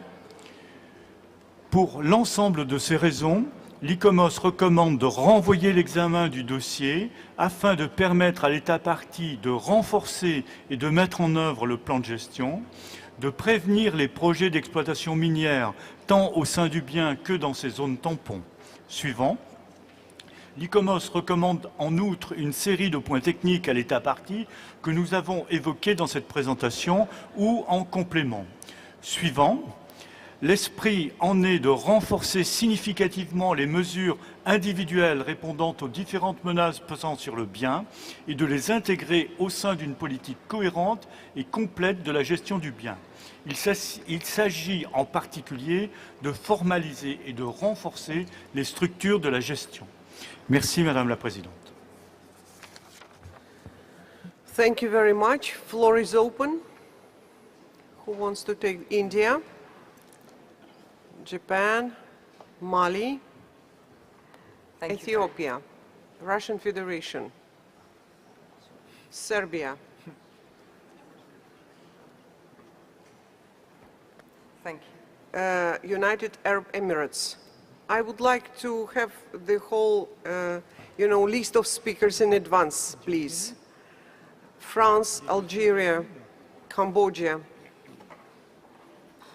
So on this, I close the list of speakers. please, because we have to be more precise. So now I give the floor to Japan.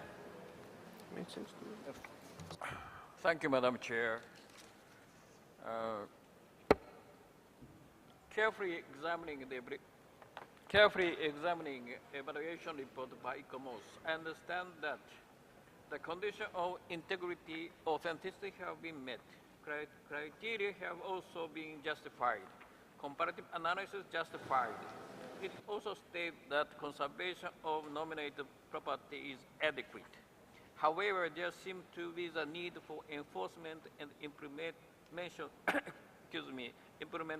of management plan, and there seems to be some ambiguity regarding the measure to prevent mining exploitation. Therefore, I would like to hear from the state party regarding those aspects, and if they are already implemented and controlled, we would like to suggest that this property be inscribed on the list, which would in turn enhance the protection of this precious property. Thank you. Thank you very much. France, floor is yours. Merci Madame la Présidente. Naturellement, nous sommes convaincus par la richesse et la variété du site et nous sommes tout à fait favorables à l'inscription du site sur la liste du patrimoine mondial, tout en faisant confiance, bien sûr, à l'État partie pour bien mettre en œuvre tous les outils de gestion qui sont proposés dans la résolution. Je vous remercie. Thank you very much. Mali, floor is yours. Merci Madame la Présidente. Madame la Présidente, nous sommes en face d'un site vivant. Un site vivant qui présente trois biens ethnoculturels qui sont interliés. Il y a vraiment une interaction entre la nature et la culture. Et nous sommes là en présence également d'une catégorie de biens qui est aussi un peu rare en Afrique, c'est-à-dire un paysage culturel. Madame la Présidente, je voudrais me référer aux propos du représentant de l'ICOMOS. Et selon ces propos, tous les critères d'évaluation sont en faveur de l'inscription. La VIE est prouvée, la délimitation, la zone tampon sont bonnes, la gestion actuelle est aussi appréciée, donc toutes les conditions sont réunies pour l'inscription. Cependant, ce que l'évaluation de l'ICOMOS a demandé à l'État partie de faire, ce sont des éléments supplémentaires. On peut accepter l'inscription et continuer, par exemple, et améliorer la cartographie. Et d'ailleurs, l'ICOMOS a aussi demandé la mise en application du plan de gestion. Ce plan de gestion est en application depuis 2 ans. L'ICOMOS a également demandé de mettre fin à l'exploitation minière. Vous l'avez dit dans votre évaluation, il y a un système de gestion traditionnel depuis des siècles. Ce sont les populations locales, de par leur système de gestion, s'occupent de l'entretien de ces sites. Donc, veille, si vous voulez, sur ces sites. Et l'État partie a aussi pris un acte, un arrêté, qui dit qu'aucune autorisation ne sera donnée sans l'avis du comité de gestion, c'est-à-dire les communautés locales. Donc, même pour les recommandations qui ont été demandées par l'ICOMOS, il y a déjà quelque chose qui a été entamé. Je pense que face à ces différents éléments, et surtout aux éléments objectifs qui permettent d'inscrire, les éléments objectifs sont là, l'intégrité, l'authenticité, le plan de gestion, etc. Ce sont là les éléments fondamentaux. Je pense qu'on peut donner la chance à l'État partie et demander à l'État partie de continuer à mettre en œuvre les éléments supplémentaires. Je vous remercie. Thank you very much. India, floor is yours. Thank you very much, Madam Chairperson. We would like to very much endorse the comments of our colleagues from Japan.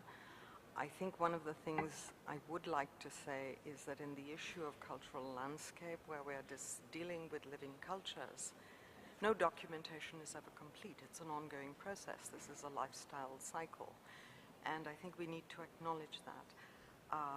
ICOMOS has given them a very, very favorable report. They have said that everything is, all the attributes are in place, and they have valorized the rich and diverse cultural landscape that Basari represents. Therefore, I think, issues like mining, I think World Heritage Enlistment actually facilitates the state.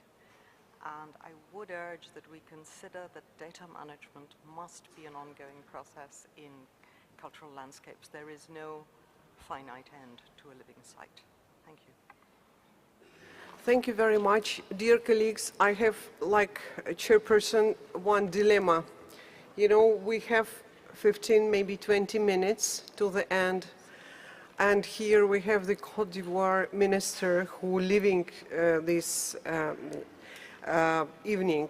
And if the other countries who wants to take the floor wants to support the same idea of inscription, and we have amendment, which is very clearly, and you have before you, maybe you will excuse me asking maybe not stop here the discussion and move forward to the draft decision. Thank you very much. So please, Colombia, yes, please. Señora Presidenta, nosotros respaldamos la inscripción, sin embargo, hay algo que está errado en el proyecto de enmienda. En el punto segundo se determina que los criterios son 3, 4 y 6, y posteriormente en el desarrollo del texto aparecen los criterios 3, 5 y 6. Gracias. It's 3, 5, and 6, because it is mistake here, it's true. In the paragraph 4, inscribes the Bassari country, Bassari Fule Bedic cultural landscape Senegal on the World Heritage List on the basis of criteria 3, then has to be 5 and 6. So I now give the floor to reporter. Thank you, Madam Chairperson. Indeed, we had realized of this error, which is a typo error. So basically, the proposed amendments presented by the delegation on Mali ask for the inscription of this site in the World Heritage List. So you can find paragraph 2 amendment. I can also say that we have already incorporated the statement of outstanding universal value as prepared by ICOMOS, and there are some other amendments on new paragraph 4, little h, which you have already in the blue paper. Thank you very much, Madam Chair.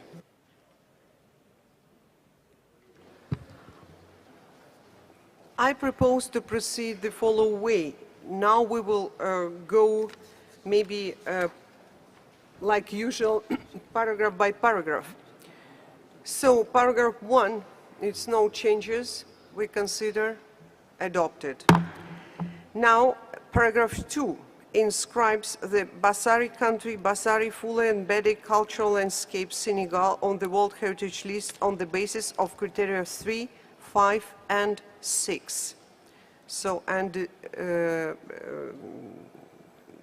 deletion of the rest of this paragraph. If there is no abstention, no objection, excuse me. So adopted. Now we have the state of outstanding universal value, which is prepared by ICOMOS, which is incorporated in this decision. I see Mexico wants to take the floor. Gracias, señora presidenta. Es solamente para hacer notar que en la línea 8 del párrafo 3 hay una palabra repetida. La palabra human, dice human, early human occupation. Gracias.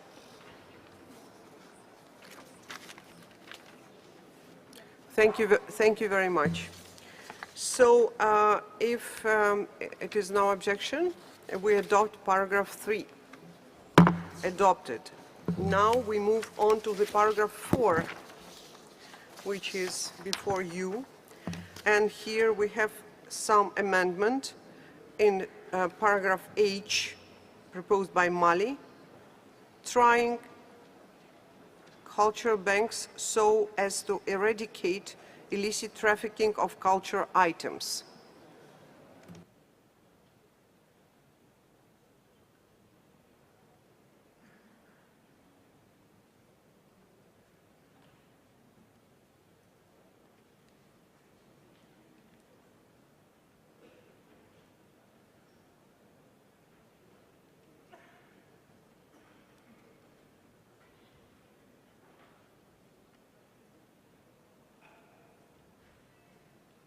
It seems to me it's a small problem in English. I would give the floor to rapporteur.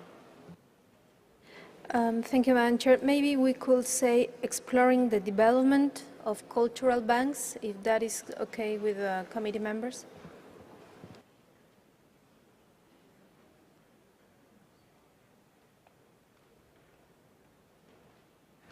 If there are no objections, so can we adopt the paragraph 4 as amended? Adopted. Thank you very much. And now, if there are no comments or objections, I now declare decision 36.8b.16 adopted. Congratulations, State Party.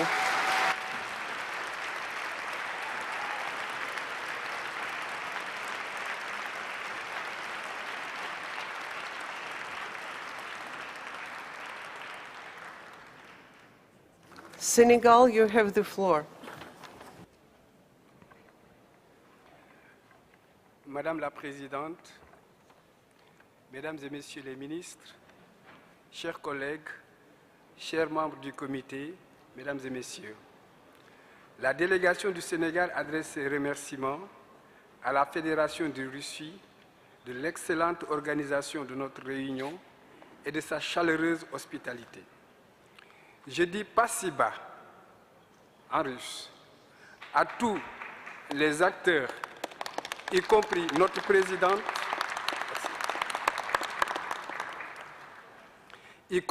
présidente, les jeunes volontaires fort dévoués qui s'occupent si bien de nous.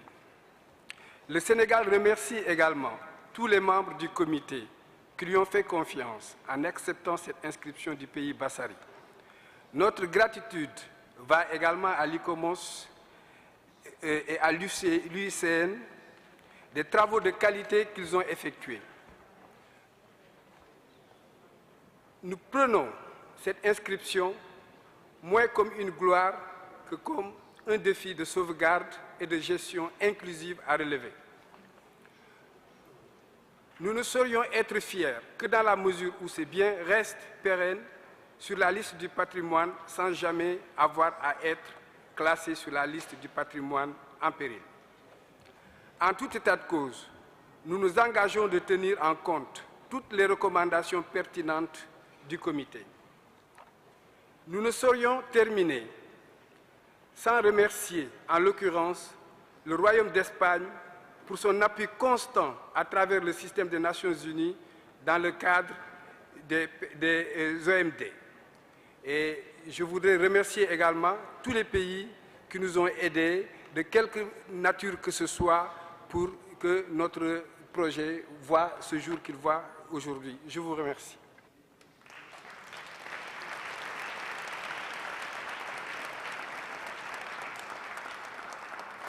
Congratulations once more. Thank you very much. So now we move on to the next item. It's historic town of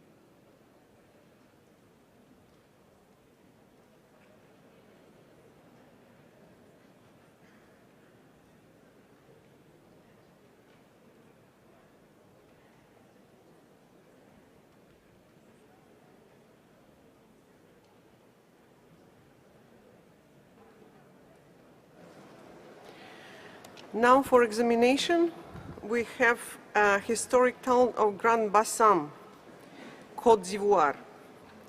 So it's draft decision 36-8B.17. I invite ICOMOS to take the floor. Merci Madame la Présidente.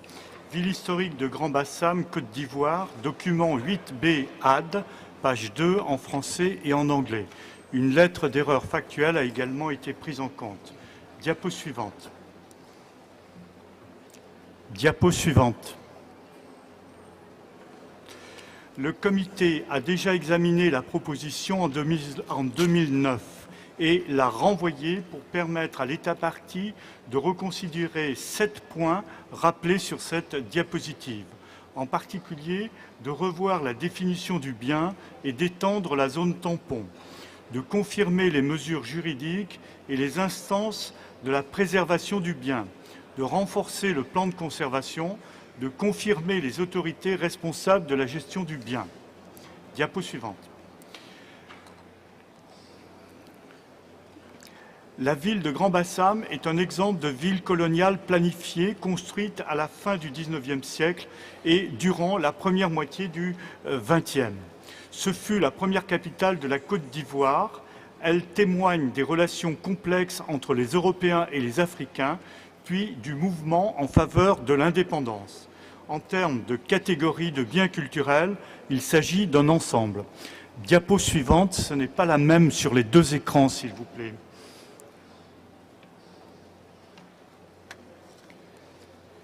Grand Bassam est situé au sud-est de la Côte d'Ivoire. Ce fut tout d'abord un comptoir et un port de la colonisation française sur les côtes de l'Ouest africain. Suivant. Diapositive suivante, s'il vous plaît. Merci. Est-ce qu'on pourrait la voir sur les 2 écrans? Merci. La partie principale du bien est formée par l'ancienne ville coloniale sur le cordon lagunaire, en rouge sur la carte. Elle comprend maintenant le village africain Nzima, conformément à la recommandation du comité. Elle est complétée sur l'autre rive par l'ancien phare. La zone tampon proposée en bleu sur la carte a été rendue continue comme recommandé par le comité, mais d'une manière un peu curieuse, elle a été amputée en 2 endroits dans le quartier continental du Petit Paris et autour du phare. Il faudrait dans les 2 cas revenir aux anciennes limites. Diapo suivante. L'implantation de la ville coloniale s'est faite en face du débouché du fleuve Comoé, sur un cordon lagunaire qui a aujourd'hui fermé la relation maritime directe du fleuve avec l'océan. Suivant. La structuration urbaine s'est faite de manière planifiée le long de la lagune, à partir des années 1890-1900, en 4 zones aux fonctions bien précises. Le commerce, l'administration coloniale, la zone résidentielle européenne, prolongée à l'ouest par le cimetière colonial, et le village africain Nzima à l'est. Suivant. Le bien proposé comprend une série de bâtiments anciens conservés au sein de son réseau viaire d'origine, dont 20 sont jugés remarquables et 5 exceptionnels par l'État partie. Toutefois, le fort de Nemours, à l'origine de la ville coloniale, et les wharfs d'accostage des bateaux au large de la Barre n'existent plus. Suivant. L'ancien quartier commerçant, avec son réseau viaire orthogonal et ses parcelles carrées, est le plus densément construit. Il est aujourd'hui occupé par une population assez importante. Si quelques bâtiments ont été correctement conservés, d'autres ont été modifiés. Suivant. Si plusieurs bâtiments ont été convenablement restaurés et réutilisés, une part notable du patrimoine bâti de la zone commerciale ancienne est aujourd'hui en mauvais état d'entretien, voire à l'abandon. Ils sont parfois squattés dans des conditions illégales. Suivant. La zone administrative de l'ancienne capitale coloniale correspond à un parcellaire aéré, organisé sur un réseau de ruelles parallèles et larges. Conformément aux conceptions hygiénistes coloniales, les rues comme les parcelles sont fortement arborées. Une partie importante du patrimoine végétal a été conservée. Suivant. Plusieurs bâtiments publics de la zone administrative ont été réhabilités avec soin. Certains sont dédiés à de nouvelles activités en lien avec le patrimoine de la ville. Suivant. Certains bâtiments importants sont par contre dans un état d'abandon et de délabrement notable. Tous les édifices indiqués comme exceptionnels ou remarquables par l'État partie doivent être mis sous la protection de la liste du patrimoine culturel national. Suivant. Dans la continuité viaire de la zone administrative, le quartier résidentiel comprend un ensemble de bâtiments privés et publics dont plusieurs ont connu des réhabilitations et des reconversions d'usage réussies. Suivant.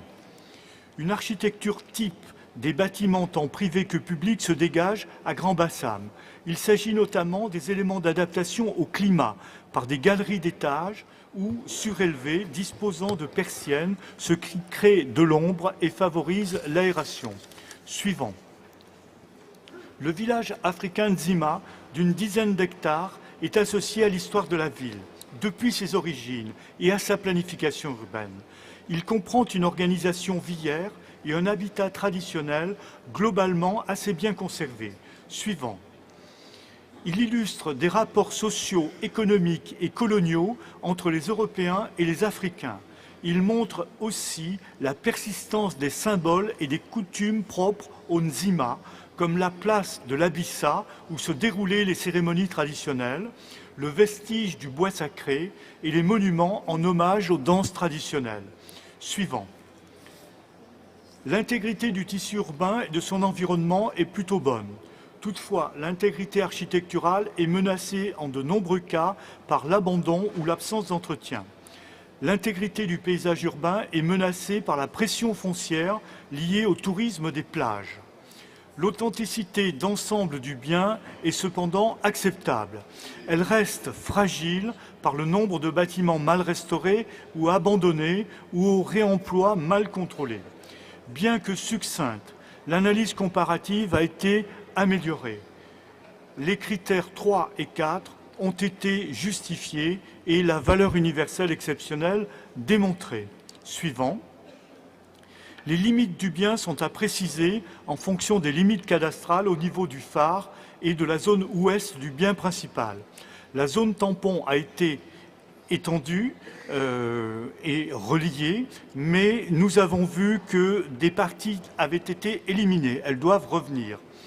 Les mesures de protection ont été améliorées et la commission des permis de construire instituée en janvier 2012. Elle doit être mise en place, rendue opérationnelle et émettre des décisions suspensives et non pas seulement consultatives. Il conviendrait également de renforcer la dimension pratique et opérationnelle du plan de conservation et de gestion du bien et de confirmer une politique d'aide à la conservation et à la restauration des bâtiments privés. Par ailleurs, le système de gestion est globalement approprié, mais ses employés professionnels doivent être plus nombreux. Suivant. Pour cet ensemble de raisons, l'ICOMOS recommande que la proposition soit renvoyée à l'État partie afin de lui permettre de compléter les différents points que nous venons d'évoquer et qui sont ici rassemblés. Suivant.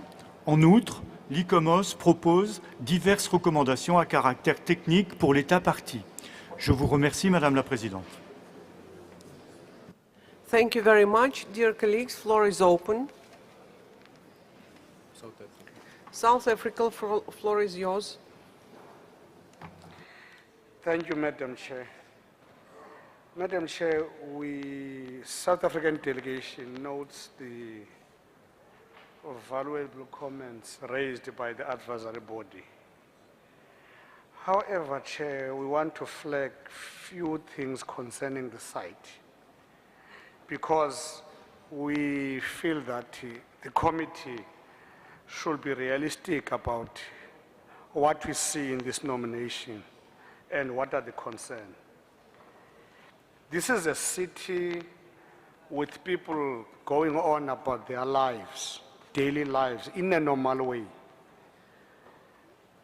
I think, Chair, we should not be demanding things which simply make it impossible for the property to be inscribed. Issues affecting a property like this are more complicated, Madam Chair, than dealing with an empty landscape. it might be impossible, for example, to have a definite number of the population because people move in and out. Therefore, Madam Chair, we would like the committee, given what we have just said in summary, we can say a lot, that inscription of this site should be considered. I hope, Madam Chair, at some point the state party might clarify, if given a chance by you, to clarify some of the issues that they are intervening, considering what has been articulated by the Alpha report. Thank you very much, Chair. Thank you very much. Colombia, floor is yours. Gracias, señora presidenta.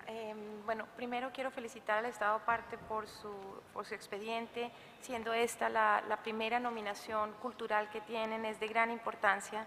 Le tengo dos preguntas específicas, viendo la información que nos da ahí como si el expediente.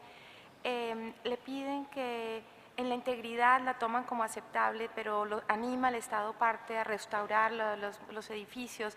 Quisiera saber qué está haciendo el Estado parte para esto y también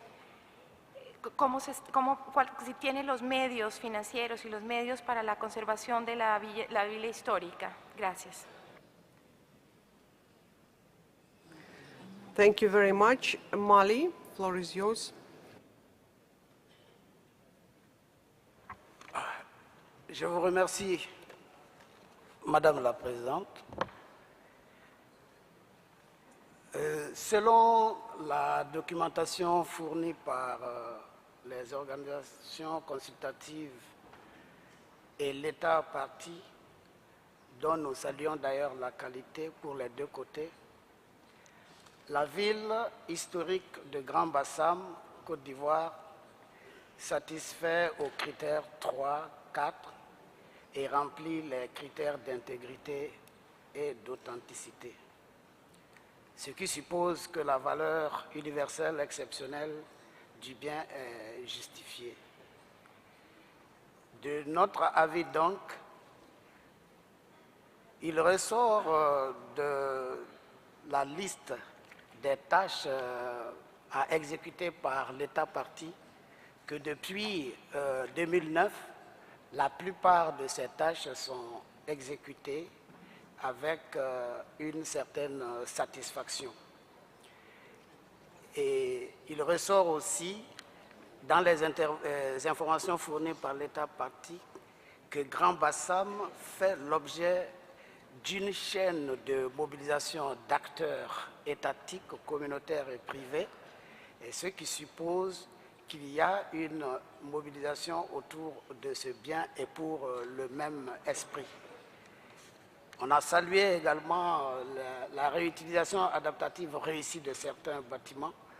Donc, à notre avis, il faut faire confiance à l'État parti qui a déjà commencé la mise en œuvre d'un plan de conservation et qui a pris des mesures juridiques et est en train d'en prendre d'autres pour satisfaire à toutes les exigences de la préservation de l'authenticité de la valeur universelle et vraiment du maintien du bien en bon état.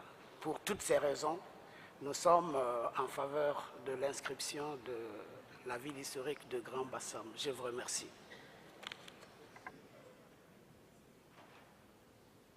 Thank you very much, Algeria. Merci, Madame la Présidente. Je voudrais tout d'abord féliciter le Mali pour les efforts déployés dans la constitution du dossier d'inscription, mais aussi pour les efforts qu'il a déployés dans l'élaboration des mesures, des plans de gestion et de leur mise en œuvre. Nous croyons savoir, selon les informations que nous avons reçues, que l'État parti a pris des mesures pour renforcer la structure de gestion qu'il a, des mesures en matière réglementaire pour la mise en place des avis conformes en matière d'attribution de permis de construire, également les efforts qui ont été faits